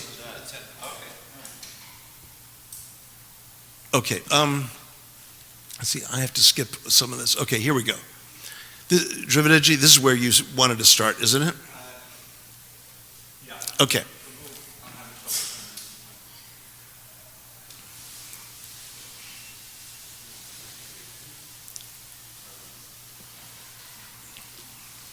Yeah, Siddhantaji assumes that everyone is not technologically challenged. Thanks. You have your pointer? Do you want to? I have my pointer, thank you. Just in case? Om Jnanatimmirandasya Jnanandana Shalakaya Chakshur Unmilitam Mena Tasmai Shri Gurave Namaha. I was born in the darkness of ignorance. My spiritual master, Srila Prabhupada, opened my eyes with the torchlight of knowledge. I offer my humble obeisance unto him and all members of Shri Parampara. So, I thought that we would begin. This is like I think something we could all agree on. The question. Some have different interpretations of how these answered, but the question is, what did Srila Prabhupada want for his books? And we'll explore that. And then an overview of how Srila Prabhupada's books were written and edited, and why some have been revised. I think it's important to get a foundation of finding how did Prabhupada books come to be written, even in their original form, before any revision took place, and how that should inform our understanding of why revisions needed to happen. Even during Prabhupada's time, several of his books were revised with his approval. Okay, next. So this is just an overview, and it can't be complete. And the book Srila Prabhupada produced in India, he wrote out longhand or typed himself. These include Easy Journey to Other Planets, Sri Ishopanishad, the first 2 cantos of the Bhagavatam, and the first 5 or 6 chapters of the Bhagavad-Gita. For the rest, he used a dictating machine. And famously, we have that picture of Prabhupada dictating. The dictating machine sped things up, but it introduced a lot of mistakes due to the transcribers not hearing Prabhupada properly, blanking out on Sanskrit and Bengali, etc. And even Srila Prabhupada's use of it, sometimes he would cut off phrases and things like that. So you have to understand, in the early days, this transcriber, the first transcriber, walked in off the street. I forget his name now, but he just happened to be a student. He wanted to spend a summer in a spiritual organization, and they said, "Oh, do you know how to type?" "Yeah," and they gave him the transcriber. And so there he's typing Prabhupada's Bhagavad-Gita, I think he was just stating. So you can imagine the kind of mistakes there were in the text. Now, according to the famous Tadbhag Visargo verse, some of you may not know this verse, Prabhupada chose this verse to put into his preface as an inspiration for publishing the Bhagavatam in India. He did it all himself. And even though he said right there that I understand this language is imperfect, but this verse says, even if imperfectly composed, the honest in heart will accept it because it's glorifying Krishna. And so he understood the English wasn't perfect, but he still produced them anyway, and if he hadn't, we wouldn't be sitting here. So accepted by pure devotee, even if imperfectly composed. And yet, even after the books, he came with those 3 books, those 3 volumes of first canto. Prabhupada had Hayagriva Prabhu edit the already printed first canto for clarity and force, because he understood, in spite of it being perfect as it is, transcendentally, it would be better accepted by the modern English Western readers if it was fixed up. And here's Krishna sent a college professor, forgive me for stretching the yank. He wasn't actually a professor. Wasn't actually a professor. He was actually just an instructor. A college level instructor on English who could help him. Next. So, and to edit the second canto, famously, if you read the Prabhupada Lamrita, you find Hayagriva needed to retype the entire manuscript. Inevitably, in the retyping, why do they have to retype it? Because Prabhupada, to save money, he would fill up the page and there would be no space between the lines. If you're going to edit, anyone knows you have to make notes in between. So the entire thing had to be retyped. And in the retyping, there were some mistakes. I'll illustrate later. Devotees might not know. He skipped over a whole verse and purport in the second canto. And this created, and he left out part of the purport. So this is a serious problem. So after editing the books were more acceptable to modern Western audiences, Prabhupada was eager for the books to be as free of mistakes as possible. Next. This is a quote. He wrote to Brahmananda Prabhu, then in charge of the press, concerning a small book that Prabhupada had cursorily read and found several mistakes in. And then he wrote this to Brahmananda. I think the book should be gone through once more very carefully, and all the mistakes that are still existing there should be corrected. If the books are printed with spelling mistakes and other mistakes, that will be a discredit for our publication. So please see that editorial work is done very nicely. Now this indicates that Srila Prabhupada wanted the books to be free of mistakes. Certainly grammatical mistakes, spelling mistakes, misspellings of place names and all these things. He wanted it to be pukka, as we used to say. Prabhupada approved revisions of the Ishopanishad and the TLC, the Teachings of Lord Chaitanya, in 1974 and 75, respectively, when Hayagriva Prabhu pointed out the editing was subpar. This had been done, I think, by the first editor, Ray Rama. But as time went on, Prabhupada's English and Sanskrit editors, as well as his transcribers and other members of the BBT production crew, became more expert, so fewer mistakes were made. I've been doing this since 1975. I first started editing the BTG, then I was working on the Chaitanya Charitamrita. I got to participate in the marathon, the famous 17 books marathon here. I did 4 chapters in the Gita and the CC and the Bhagavatam. So by that time you had a whole Sanskrit department. Jayadvaita Prabhu at the time had been editing for years, and Hayagriva was here. So you'll find that the 6th canto, 7th canto, 8th canto, 9th canto have very few mistakes, as opposed to the 1st canto or the early books, such as the Bhagavad-Gita. In July of 1976, Prabhupada was in New York for the first New York Ratha Yatra. Jayadvaita, then Das, visited Prabhupada at the 55th Street Temple to present some suggested changes to the 1st canto. Many of the changes were in the translations of chapter 2, Savai Pung Sang, Paro Dharma, it's a famous verse, which Srila Prabhupada had lectured on extensively, often hearing the verse and translation and then commenting as the purport was read in portions. There is no record of his stopping the reader and suggesting a change to these passages. So the idea is that they would read the verse and read the translation, and then Prabhupada would comment then, or would have him be part of the purport like that. So, go on. But Jayadvaita told Prabhupada that many of his suggestions, go back, I think you skipped one. Oh no, okay. There is no record of his stopping the reader and suggesting a change to these passages. Maybe you skipped something. Did I? Did I miss something? Oh no, okay. So Jayadvaita is with Prabhupada, and he said that many of his suggestions were in this section. So Prabhupada had him start to read the suggested edits. After 1 or 2 verses, Prabhupada stopped and asked, so what have you done? So he's reading from the first verse of the whole Bhagavatam, because that had some changes if you look. And so Jayadvaita answered, I brought the text back to what you have written, Srila Prabhupada. What I have written? Yes, Srila Prabhupada. Then it is all right. Now anyone can check this. If you go back to, you can download the 1972 Bhagavatam if you want to, and you can see the translation of the first verse and so forth, and how the changes were there. You can also see the Delhi Bhagavatam. We call it the Delhi Bhagavatam, the one Prabhupada brought with him. And you can compare. And you can see that Hayagriva, for whatever reason, had taken certain liberties, and Jayadvaita brought it back to the original.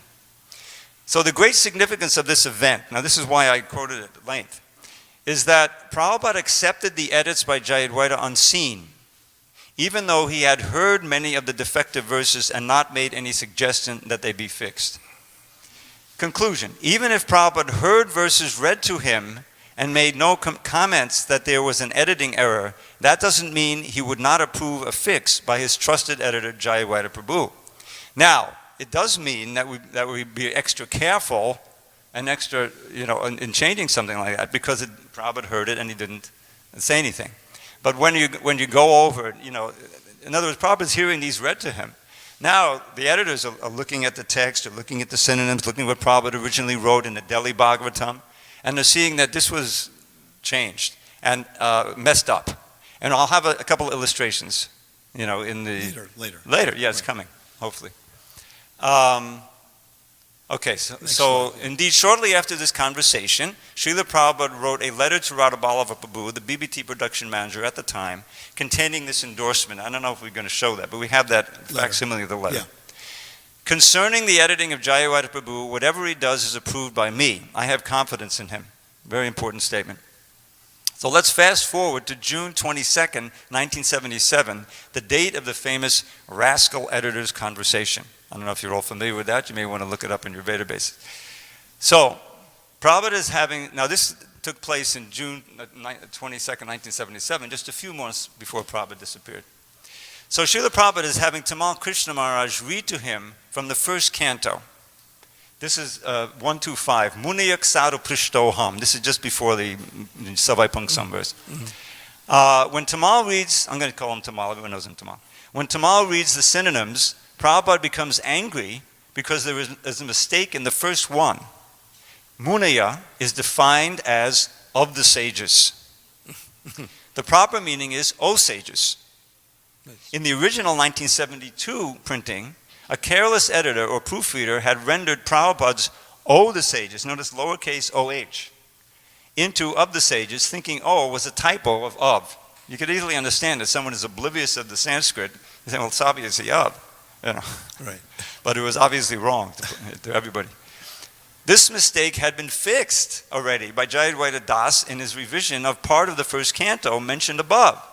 But Tamal was reading from the 1972 printing. So we had two printings of that first canto in Prabhupada's day, 1972 and 1976. Okay. Prabhupada is having Tamal, okay, so then he goes on. The result was that Prabhupada became upset with his Sanskrit editors and then with some of his English editors. So what to do? Next. The solution is given in this exchange midway through the conversation. And please bear with me, it's not that long. Tamal Krishna, your original work that you're doing now, that is edited by Jayadvaita. That's the first editing. Prabhupada, he is good. Again, he's giving an endorsement. Tamal Krishna, he's good. But then after they print the books, they're going over. So when they reprint, Prabhupada, so how to check this? How to stop this? So he's afraid now. His health is declining. That his books are going to get out of hand, and that there's going to be unauthorized changes. He's expressing it. So it's right in our topic here. They should not make any changes without consulting Jayadvaita, Prabhupada. But they are doing without any authority. Swarup Damodar. Now he has a key comment here. I think we should make a whole survey, all books already printed, before printing the next batch, and check any mistakes so that it should be all corrected. Otherwise, if the scholars find out that there are so many mistakes in the books, then the quality and appreciation will be reduced. And we see exactly Garuda Prabhu's vignette there. That's what happened. Tamal Krishna, I think Swarup Damodar's point that all of the books should now be checked before they're reprinted again. He's thinking it's a good idea. And they have to be checked not by some so-called learned Sanskrit man, but by a learned devotee, just like you always favorite Jayadvaita because of his Krishna consciousness. Prabhupada, Jayadvaita, Satswarup. Then at that time, there was this Sanskrit scholar who joined in, Bhakti Prem. And Bhakti Prem, Satswarup is there. So Bhakti Prem, that's a good solution? Prabhupada, yes. Okay, go on. The conclusion is that Srila Prabhupada wanted his books gone over by editors he trusted, and he wanted the mistakes found and corrected. A few weeks later, Ramaswamy, then in charge of the BBT in Los Angeles, wrote a long letter to Tamal explaining how the editing was being done. Tamal shared the letter with Prabhupada, and in his reply to Ramaswamy, Tamal, included this sentence. Your suggestion that in the future any mistakes which are found can be reported to Satswarup Maharaj, Jayadvaita Prabhu, Radhaballabha Prabhu, or yourself, and after sufficient investigation and confirmation, these mistakes can be rectified, is accepted. One more. This letter was dated July 22nd, 1977. Prabhupada departed less than 4 months later. Obviously, it was understood that Prabhupada, in declining health, would not be able to review every change suggested in the Bhagavatam, the CC, the Gita, and other books. The project was in the hands of his trusted editors. These instructions from Srila Prabhupada underlie the first major revision after Prabhupada's departure, the Bhagavad-Gita as it is, and all subsequent revisions. Now, I put this together kind of in a rush this morning, but just in case you haven't gotten one of these sheets, there's some important resources here for those who want to explore this further. There's a website called bbtedit.com, and on that website, one of the categories is articles, and the first article, or one of the articles, is editing the unchangeable truth, something like that. And it's a much more detailed description of how the books were produced and all of the difficulties, especially in the early days. You have to take yourself back to like 1969 or 67. Nobody knew anything. They was hearing Prabhupada dictate something on the tape, but the person transcribing had no idea what he was saying or what to do. He put a blank in there or some guess, And later on, the editors, more than often than not, just crossed it out. Now, Prabhupada wanted to bring those that reference in. It was oftentimes quoted by Baladeva Bhushan, who Prabhupada was following. But at the time, no one knew any Sanskrit. Later on, in 1981, 82, when they were revising Gopi Puranadana Babu, they could use the same book Prabhupada was using and see, oh, Prabhupada said this, Prabhupada said this. So there's a lot of addition. That's one of the many things that were done in the Gita. So that ends this section. So what should we do now? Should we go on? Any quick comments or questions? I think maybe Nisringananda, this might be a good time to field this. We only have one.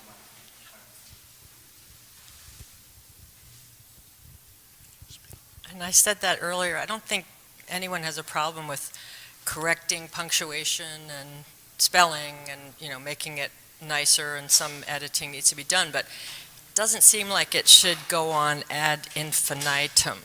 Did I say that right? Okay. Yeah. Forever. Like make a career out of it, do it for 50 years over and over and over. Hasn't it already been done? Isn't it done? So Nisringananda, Dravida, I'd like Dravida to respond to that. Yeah. Because he'll give an update. I agree. Just one note on that. Not only do I agree, but we should know that because, the Gita, it's not even going to be the same book. You guys are changing. The last 2 years, we've had 2 changes to the Gita. It's not like it's keeping change. And one of those changes was suggested by Mukunda Maharaj. I can illustrate it later. It's a little complicated. But when you look at what Prabhupada said, and you look at what came out, you can see, it should be like that. It's a mistake. Not in Prabhupada's mistake. It was a mistake in the editing. Hayagriva was overwhelmed. 1971, 72, he's dealing with all of these manuscripts, poorly transcribed, And so I totally agree. It shouldn't go on ad infinitum at all. There should be a tapering off into nothing. Occasionally you're going to find a comma out of place, a misprint, sometimes by just the printing, not even the editing. So those have to be watched for, but any substantive things should be.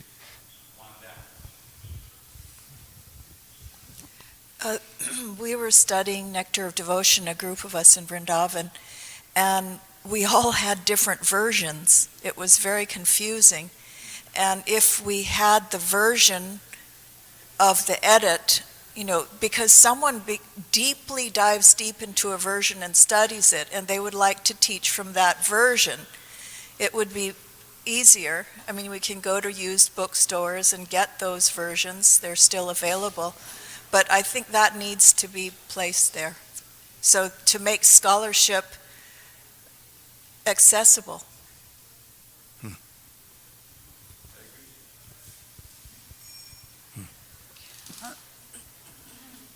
It seems to me that,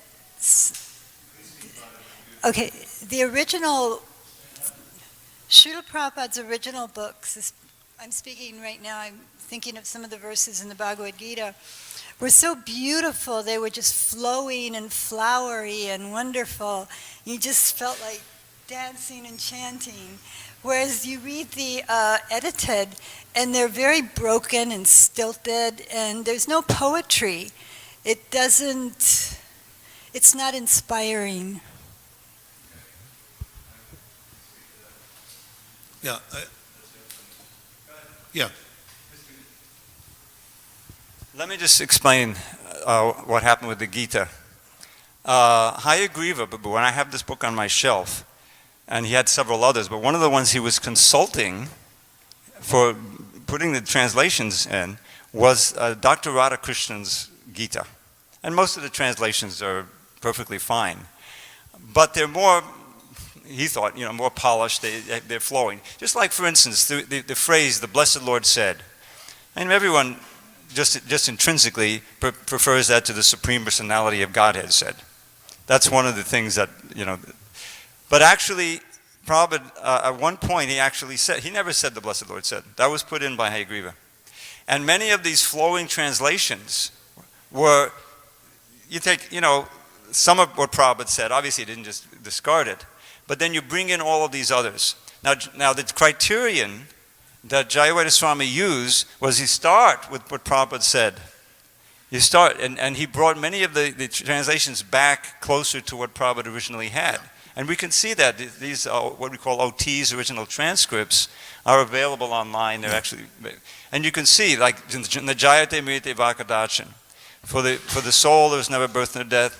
Yeah. But that second line was, Prabhupada didn't say that. He said, it does not come into being, will not come into being, does not come into being. So that's why you find so many of the translations change that way and not as flowing. You have to really see, well, what did Prabhupada actually say? And I'll illustrate in a little while some of the things I'm finding in the first canto, some important mistakes that Hayagriva made. All right.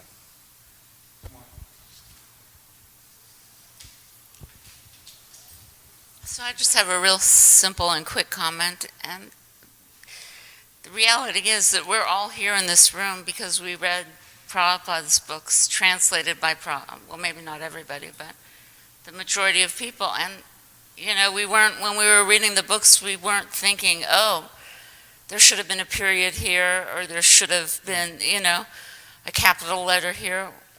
We read the books, and it touched our hearts. Yeah. That's part. It's the inside view. There was another. You want to address that? Yeah. Okay. And I fully appreciate that. I didn't read the revised Gita. I read the Macmillan Gita. Mm-hmm. Yeah. So it helped me become a devotee in 1973. But then we have to come back to our theme at the beginning of this presentation. What did Srila Prabhupada want for his books? He wanted the books to be acceptable in academia. He really wanted them presented to the scholars and accepted that way. But he knew that, get the book out. And even, in fact, there's a vignette how Brahmananda, before the 1972 Bhagavatam was printed, he said to Prabhupada, Prabhupada, there's a lot of mistakes in here. He said, just print it. You get the book out. And with the understanding that it would be refined later. The 17 books in 2 months marathon, I mean, there's so many mistakes generated by the speed. So I came back 20 years later and took my time and went over everything, and I found some really serious problems with it. And so, the percentage was way less than 1%, okay, in a book that size. But there were some important corrections. And I felt that, Prabhupada would want his very words and the meaning. See, this is the motive, The motive is to bring forth Prabhupada's meaning, what he intended to say. And a fair number of times, that wasn't done or was obscured because the editor didn't understand it. That happens a lot. Okay.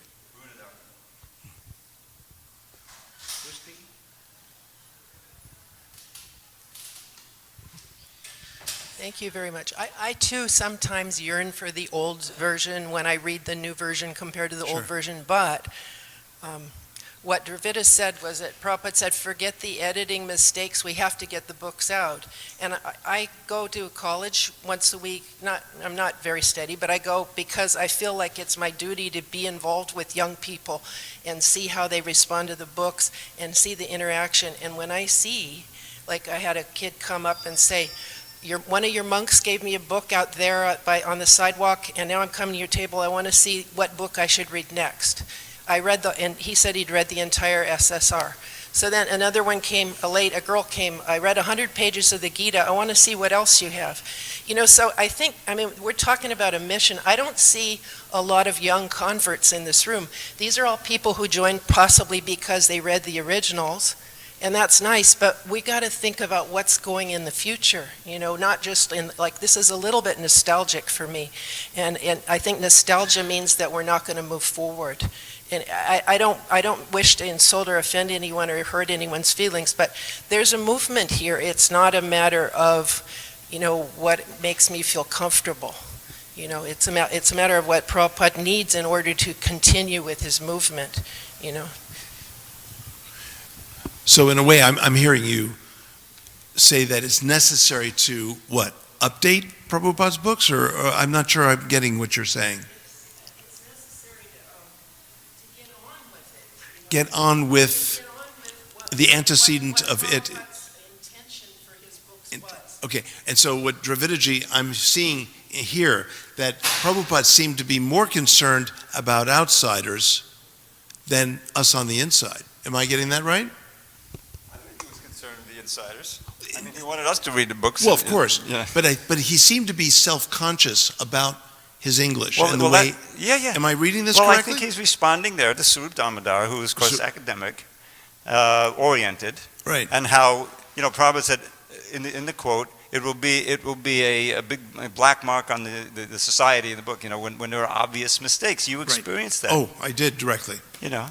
And I think Ramaswara Prabhu, he has a story, I don't know if he wants to tell it, but he was also presenting the Macmillan Gita on a weekly basis to some people in New York, and they had their own Gitas, and they said, well, wait a minute, it says this. And he said, oh yeah, right, that's fixed to the new version.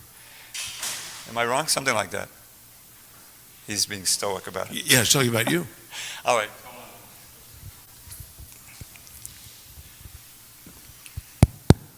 Hare Krishna. This specific story Dravida Prabhu is referring to is that there was one section in the 11th chapter of the Bhagavad-Gita where some of the Sanskrit word for word translations were left out somehow or other in the Macmillan and were put back, were found to be missing and were put back. Okay. So this illustrates something very specific. When Srila Prabhupada had those talks about rascal editors, and when it came to us, and when we wrote back to Srila Prabhupada, it was with the idea that let us suggest the categories of editing that we do at the BBT and see if Srila Prabhupada would like that to continue. And working with the BBT editors, we created everything into 3 categories. And when that letter came back from Tamal and said this is approved by Srila Prabhupada to do this, it was with those restrictions. They're clear restrictions. We're going to edit in just these categories. If we see clearly a mistake, a spelling mistake, an obvious grammatical mistake, a missing, typographical error, like a uppercase, lowercase. That was one. If something was clearly missing, that was one of the categories. It wasn't open-ended. That's the point I am adding to this conversation. Right. What Jayadvaita did in finding the missing words in the 11th chapter was wonderful. But the rest I have to discuss Right. offline. Okay. But there's one thing I don't have to discuss offline, which is there was never, ever, ever, ever any authorization by Srila Prabhupada to change something because someone didn't like it. And I call that politically correct editing. Mm-hmm. That is forbidden. It was verboten. It was not an authorization from Srila Prabhupada. So if that ever happens, that is a transgression of his direct orders to the editors. Mm-hmm. Very good. Okay. Good. One thing I'd like to say in response to Rameshwarji's current, this last remark, is it's not that we need to change or update Prabhupada's books.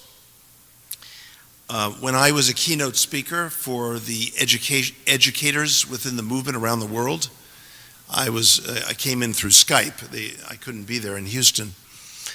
But I called it the next frontier. What we really need, in my unhumble opinion, are commentaries on Prabhupada's commentaries. Prabhupada called them, notice the language he used, the law books. Now, what do all law books have? They have things called amendments. Not that you amend the book itself, but you add. Amendment also has two meanings. It means an addition. An addition. So you add things. I consider this an amendment. It's not that we go and change the BBT books, but we write something that supports, helps illuminate and have people appreciate what Prabhupada is doing in his books the way he had them. Mm-hmm. And I'm only adding this because you brought it up about translating your book into a foreign language. Okay. This was discussed with Srila Prabhupada, and we all knew that in our haste to start getting his books out in all the languages of the world, the quality of those translations may not be the final work in those foreign languages. Oh.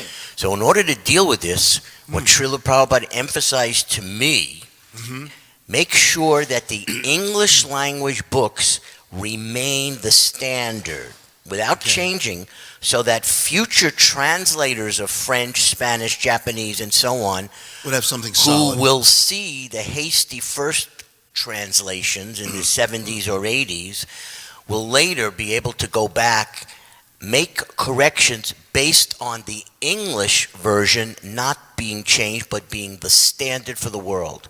That's what Prabhupada said to me and to the other trustees at that time. Good. And that's how you deal with this issue of you can translate a verse 3 different ways in a foreign language. Yeah. Okay, good. Fair enough. Dravidaji, do you want to respond to any things that have been said so far, or how do you feel right now? Yeah. All right, the elephant in the room. Fourth canto, I forget the chapter, but it's Puranjan, and there's a passage there, there's a sentence, a paragraph at the end of, the context is that Puranjan, who represents the living entity, he goes out hunting, and there's a beautiful lady that comes, and in his interaction with her, he's kind of coming on to her, it's rather polite according to today's standard. Yeah. And he's asking her, will you please smile at me, So in one of the purports, Prabhupada says, I don't have the exact wording, but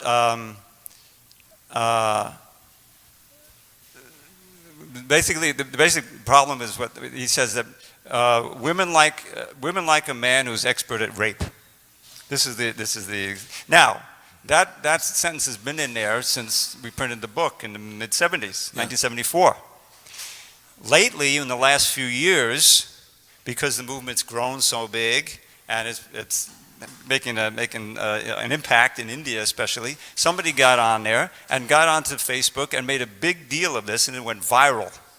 And now this is a huge black mark on Prabhupada, according to many people. Now, I went all the way to India to present my view of this. And that was, I think it's a perfect storm of misediting and misunderstanding what Prabhupada said. And I suggested we re-edit it according to what we now know how Prabhupada used the language, and we put in a note there. This was shot down by the GBC. They said, we got to get the word rape out of there entirely. They all came to me. So, nothing happened at that point. It was a BBT decision. Anyways, it's ongoing. I haven't seen any official communique about it. But my point was, if you just take it out, it looks exactly like this, like political correct. And you can't take it out. It's already there in thousands and thousands of bookshelves.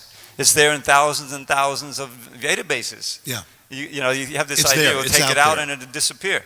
Right. So, but and it's more than just that statement. I mean, if you read on, there's all kinds of supporting statements that Prabhupada gives. You can't just pluck it out. Yeah. So anyway, that was a most controversial part of Srila Prabhupada's books, what to do about it. Because it's being used to batter the movement Yes. and to batter Srila Prabhupada. It is. So the question is bigger than just that we don't like it. It's not that we don't like it.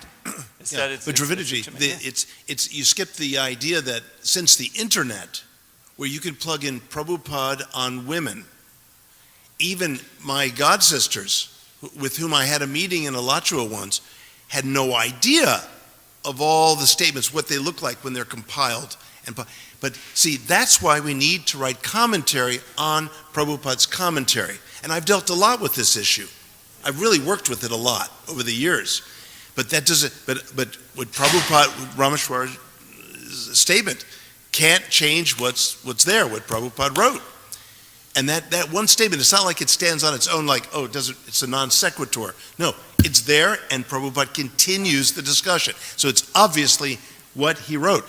But that it's up to what we're missing in the movement right now, and what is so terribly needed and what is lacking is a clear systematic theology. We don't have this. If you ask devotees, what is Krishna consciousness all about? You wouldn't believe all the answers you get. I mean, I've actually done this, and it's not quite in my field to do social scientific research. That's not what I do. But I played with that a little bit, and really what we need here is greater clarification, not changing Prabhupada's books, illuminating what Prabhupada's books are saying. This is what I do. I didn't want to change Krishna book, I wrote about what Krishna book is saying. Prabhupada was extremely concerned that people not be disrespectful or misinterpretive of the Ras Leela. So many statements warning. But at the same time, Prabhupada says, in at least 6 or 7 places, we're all going back to join the dance. Prabhupada says, going back to join the dance. So this is obviously our highest vision is the Ras Leela. It needs to be explained. Otherwise, we are like persons who are like we would be tantamount to Christians who are fearful of explaining the passion, death, and resurrection of Jesus. That is when we see Radha and Krishna here, we're actually seeing the Ras Mandala. Because each of the Vrajagopikas are the embodiments of Radha's emotions. So whether we're seeing Radha Krishna or we're seeing the Ras Mandala, they're the one and the same. They're one and the same. And that is our highest vision. No reason to hide it. But we must illuminate it and explain it and serve Prabhupada's words and take heed of his warnings of remaining very respectful and making sure that misinterpretation of the Ras Leela is not there. Yeah. How are we doing on time? Oh, yes. So are we we've taking got more comments now? Or? Yeah. Well, actually, I think it would be interesting to go into some of your. It really wouldn't take that long. Yeah. What I had Dravida do is give some examples of the kinds of editing. By the way, I have to tell you, when I spoke to Dravida and I spoke to Jayadvaita Swami, they were not like stiff and firm and dogmatic about what they do. They are open to discussion. I've seen this. And, if persons haven't seen bbtedit.com and responsible editing pamphlet, does everyone have a flyer from today? Yeah, please don't leave without it. We have. If you don't have a flyer, you might want to pick one up. There's more outside, too. Yeah. You might want to pick one up because there's you can see how to get access to these things. Yeah. But these gentlemen have gone to a great deal of trouble to explain what their intentions are, what they've done. Doesn't mean that it's perfect. They've also been gentlemanly enough to retract a mistake. Yeah. They've corrected many things. Jai Dvaita's corrected many things. Okay. So I like this mood of cooperation. Yeah. Okay.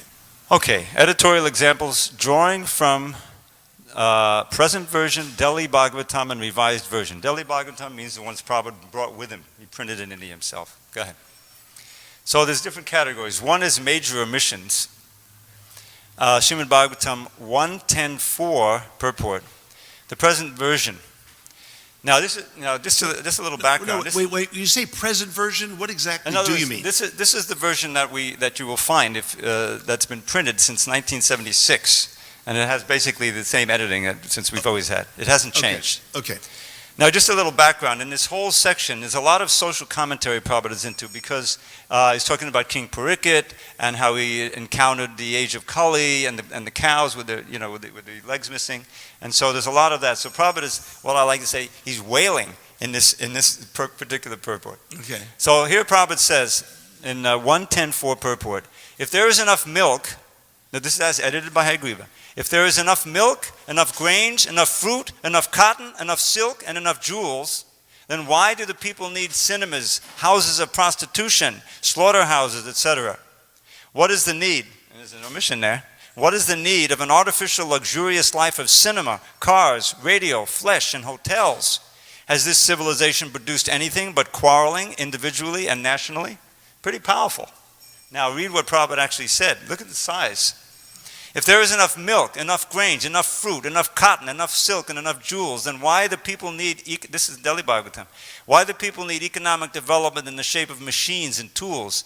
Can the machine and tools supply vigor and vitality to the man and animals? Can the machinery produce grains, fruits, and milk, or jewelry or silk? Is not jewelry and silk varieties of foodstuff prepared with ghee and grains or milk and fruits sufficient for man's pure and luxurious and healthy life? Then why there is artificial luxurious life of cinema, cars, radio, flesh, and hotels? Right. So this whole section from here down to here was omitted. Yeah. Right? This whole section. Let me just read it the way it reads now. One more. So with the revision, is there enough milk, enough grain, enough fruit, enough cotton, enough silk, enough jewels, and why do people need economic development in the shape of tools and machines? Can tools and machines supply vigor and vitality to men and animals? Can machinery produce grain, fruit, and milk, or jewels and silk? Are not jewels and silk, along with varieties of foodstuffs prepared with ghee, grain, milk, and fruits, sufficient for man's pure and luxurious and healthy life? Then what is the need of an artificial luxurious life of cinema, cars, radio? Has this civilization produced anything good, or simply increased the dog's mentality of quarreling individually and nationally? There's a lot more that Prabhupada said, and there's no reason to take it out. Next. Okay, now this one is interesting. This is in the last chapter of the first canto. Yes. Omission, yeah. Yes. Yep. Okay, but the thing is, if someone's not looking for this and going over it step by step, we'll never catch them. Even if there are accidental sins committed by the devotee, the Lord saves the surrendered soul from all sins, as confirmed in all scriptures. And Prabhupada quotes a verse, very rare that he quotes Sanskrit in this first canto, but this he quoted, Swapada Mulam Bhajatakviyas. And that's it in the present version. Now I'll just show the Delhi Bhagavatam. Here's the quoted verse. All of this was taken out. And I'm going to read that because you can see it's some essential instruction there we haven't had for 50 years. Read one more.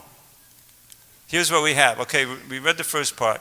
The devotee of the Lord never commits sins willingly, but as above mentioned, the material world is a place where one has to commit sins even unwillingly. The finest way to save oneself from the reactions to such accidental sins is to constantly remember the lotus feet of the Lord. But one who now this is new, totally new. This is a little bit mentioned up top. But one who deliberately commits sins on the strength of the Lord's assurance that he will save his devotee from sinful reactions commits the greatest of sins. And there is no deliverance for such a person, even by constantly remembering the lotus feet of the Lord. Such a willful offender has no chance of being freed from the clutches of fruitive action. Pretty important instruction. Lost until now. Next. Okay, second category. Srila Prabhupada's use of English that doesn't resonate with American English speakers. Now this is an important question because remember, my motive is to bring out Prabhupada's meaning. But sometimes he learned English in the early 20th century at Scottish British College.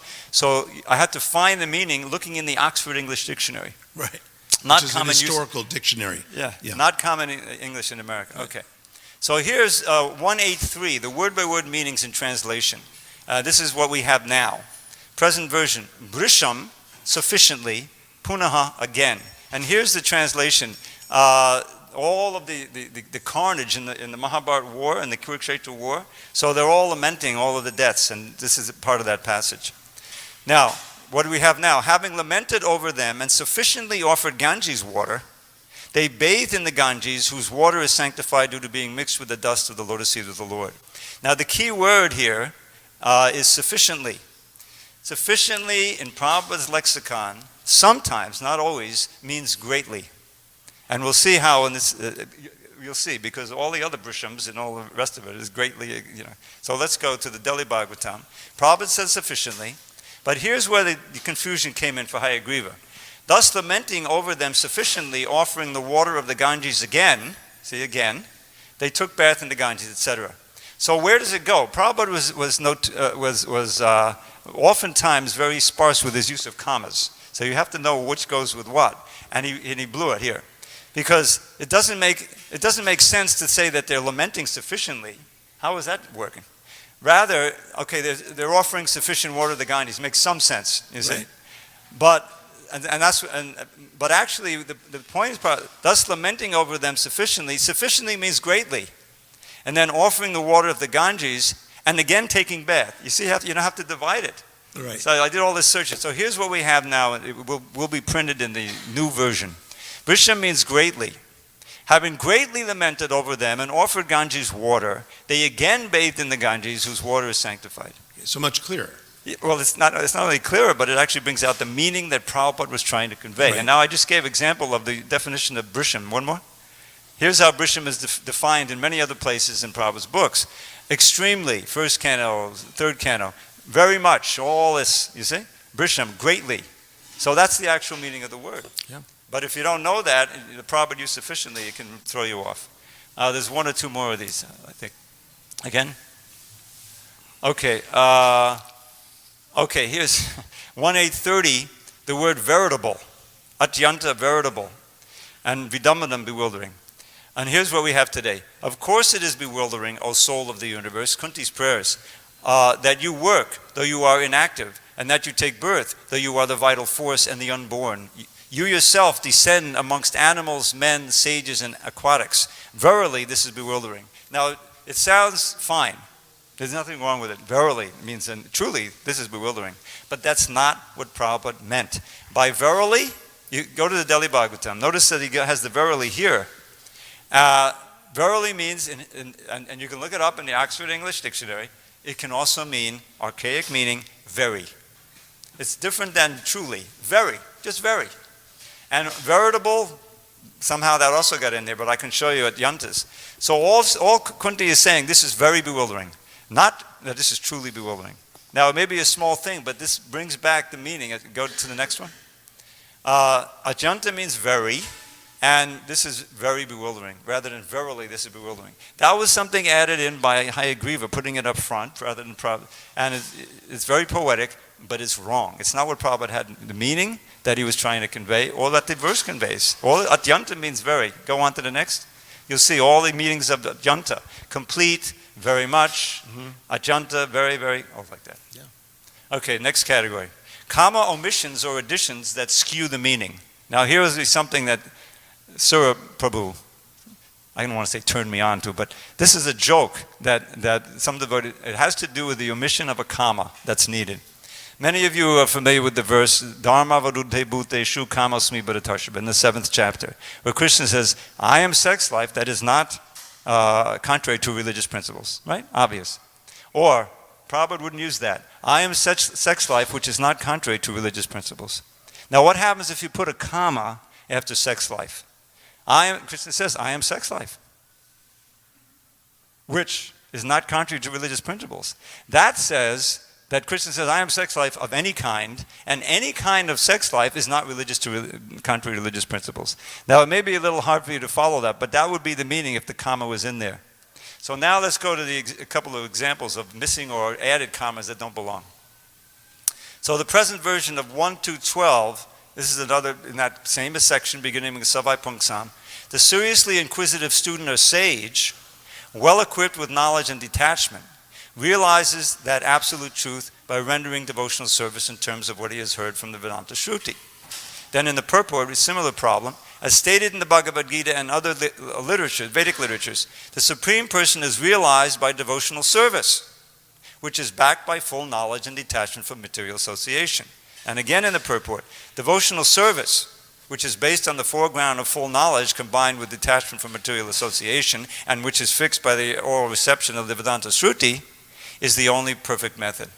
Now, there's an extra comma in here. And anyway, there's commas where there shouldn't be and missing commas where there should be. So let's go on. Now, the thing about the Bhagavatam, as I said, there's no commas. You have to figure out to put them in or not. But in this case, they shouldn't be in. Yeah, you can't really find a comma anywhere. There's no commas here. Yeah. You know.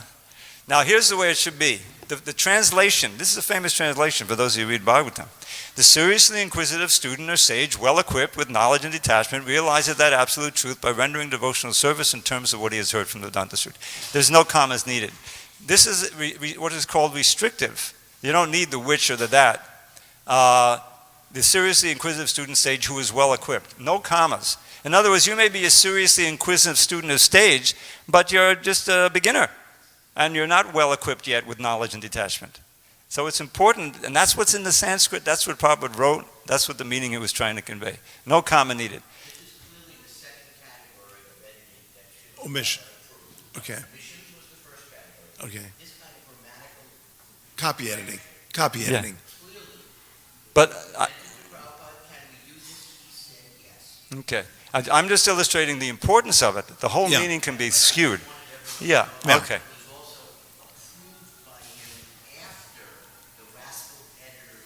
Okay. Yeah. Yeah, that's good. That's good enough, yeah. So we're almost done. One more category, I think. General editorial lapses. Okay. Okay. What's the first one? I forget. Go ahead. Oops, sorry. Okay, get in Kunti's prayers. Now this one is, I think, critical. We'll see. This is the Janmai Shraya Shuta Shribi Edamana Madakpaman Nosudino versus the Q verse.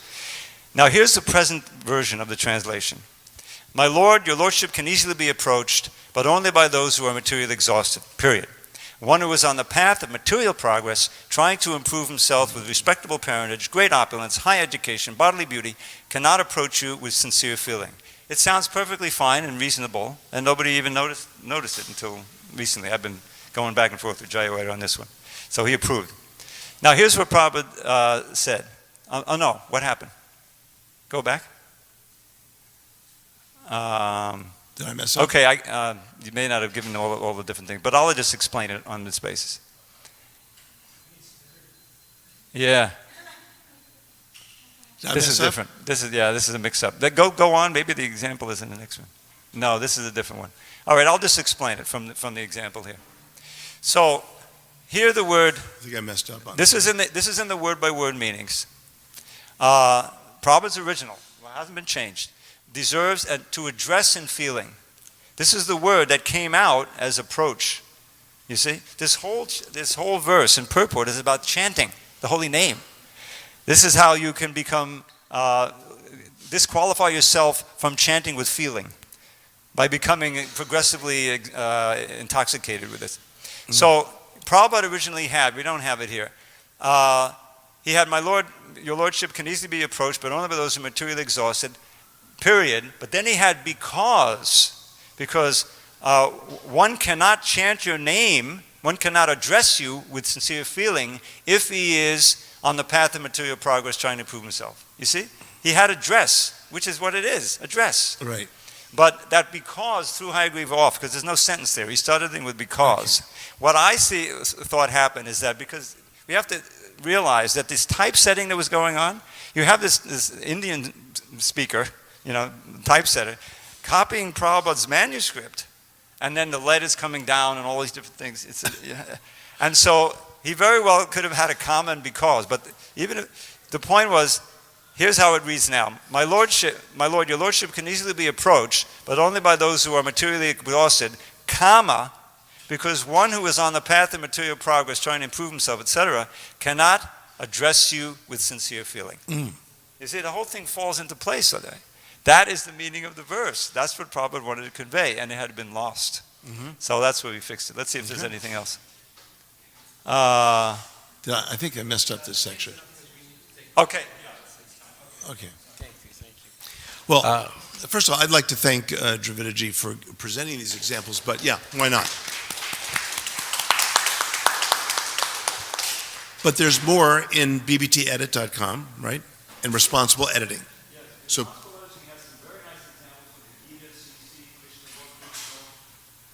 Okay, wonderful.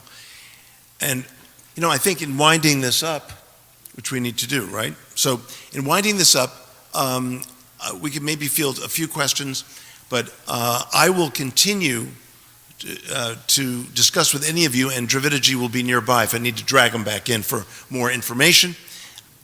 Excuse me. In the BBT office across the street at 2:30. At 2:30, okay? We'll start at 2:30. And if no one shows up, then I'm just going to walk around Waseka Avenue or whatever. Are you threatening me, Rameshwarji? You're going to be there, okay. Supporting your statement to please show up. I will be there. Yes, excellent. Okay, good. So we'll look forward to that. But I mean, do you like what's happening here? I mean, that we're discussing, is this helpful to understand a little bit of what these gentlemen have been working so hard to do for several decades? Now, there are other questions, there are other issues, and I may not agree entirely with everything that Dravida ji has done. I have yet to look at everything, but so far, I think there's some very rational, cogent claims being made here. I intend to continue to look at everything and hear concerns, and I want to take a resource in Rameshwar and others who were there, working with Prabhupada on these matters. I would just pray you and Dravida consider. Yeah. How are you going to guarantee? And they can't guarantee 1,000%. How do we guarantee that when we're gone, our generation of disciples, that there will be no further editing of Prabhupada's books? That's the question. How do we close that door? Please consider it. You can't answer it right now. It's a big topic. Okay. But how to guarantee that the future BBT trustees and editors won't think that they have license based on time, place, circumstance, whatever their argument might be. Okay. Well, Rameshwarji, can you give the... Okay, then behind yes, you after that. I liked your idea about commentaries, because all the great saints have made commentaries on the scripture, and I think that would, if we switched over from editing to commentaries, it would change everything. Okay. I mean, perhaps there can be a kind of text, a final text, and then from that, commentaries can be spun out and generated. Yeah. That's exactly what I was going to say, that there could be a final text, excuse me, a final grammatical, that all the necessary changes have been made, and that if any changes are made in the future for the next 10,000 years, that they should be, qualified, or they should be placed in the margin. It should be on the book, in the margin. Just like if you read the Torah, if you read the Old Testament, you see that the rabbis have made so many comments on the scripture, but their comments are written on the side Yeah. And There's their the standard version of the Bible, the revised standard version, and then the Right. new revised standard and version. their names are placed there also to make Okay. Vaikuntha Priya here. I wasn't here earlier, but I watched on LA Live, and you spoke earlier about trust. And I'm wondering why this conversation we're having today was not done or didn't happen 10, 15, 20 years earlier, because this debate has been going on for a long time. And if you talk about trust, Garuda, then all parties need to be involved. So when you see that other devotees who are also very wonderful and trusted devotees are being upset, perhaps because of confusion, whatever, concern, sometimes it's genuine concern, why don't we do this kind of education where we bring everybody in and say, this is what we're doing, this is why we are doing. So I believe that the devotees are not so concerned about what has happened as much as how it happened. You see what I'm saying? The way it was done, it was really, really upsetting, not kind of like keeping everyone in the dark. So people get upset. Okay. Well, I mean, that's why Dravidaji, you might want to respond to this, but that's why there's BBT edit. That's why there's responsible editing produced. And my understanding from Jayadwaita was that he put all these changes out early on. Did you want to speak to that, Dravidaji?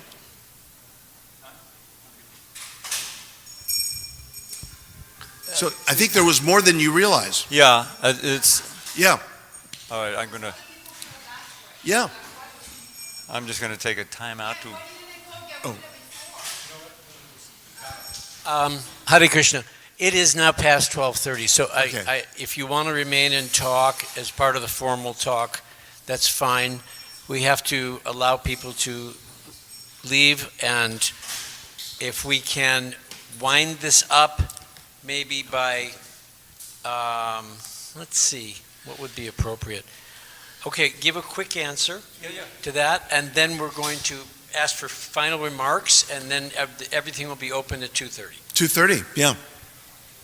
Yeah, there has been an effort to be open about it with the publication Responsible Publishing, which is now 20 years old, and bbtedit.com, and people have written me personally about many of the and Jayadwaita corrections. Swami, And many people. And he spent years. His health is not so strong now, but he spent years traveling around and holding these. And I've also done some.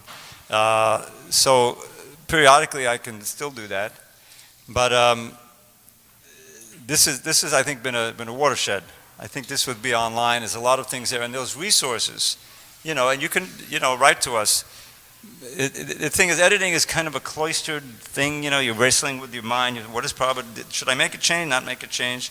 To have too much going on around that is not possible. Yeah. It's kind of like cooking. If you have so many people in the kitchen and everyone has a different view of just how much salt to use, it's not going to come out so good. Yeah. And I'll just say that again. I think. Vaikuntha Priya's comment is a good one in the sense that, again, this is what I'm trying to do here, is bring everyone together that can be. Now, not everyone's an expert. Like I said, only a quarter of you knew what an adverb was. And by the way, I'm very disappointed. I really think you ought to go out and learn what an adverb is. But aside from that, joking aside, really, not everyone's an expert, but everyone has genuine concerns. And I think those need to be heard. And I'm coming into this anew here and trying to really bring the society more together on this, not apart. And ombudsman. Well, I'm not so much a mediator, but rather I'd like to be a facilitator for just greater consensus and understanding, much the way Vaikuntha Priya is just saying, and do ultimately appreciate what you and Jayadwaita have been doing, but then also to understand Prabhupada's desires more by bringing all of us together and really trying to focus on that. So this is online, so if people online or anyone in the room would like to email you, Garuda, would you like to give your email address? No. Now, what I'd like to do, okay, I already get too many emails. Now, what I'm thinking is, let me see, I didn't think of that follow-up. Where we have the pamphlet, the bbtedit.com, are people able to email that at bbtedit.com? Can you email there? You can comment there. Well, and who's in charge of that website?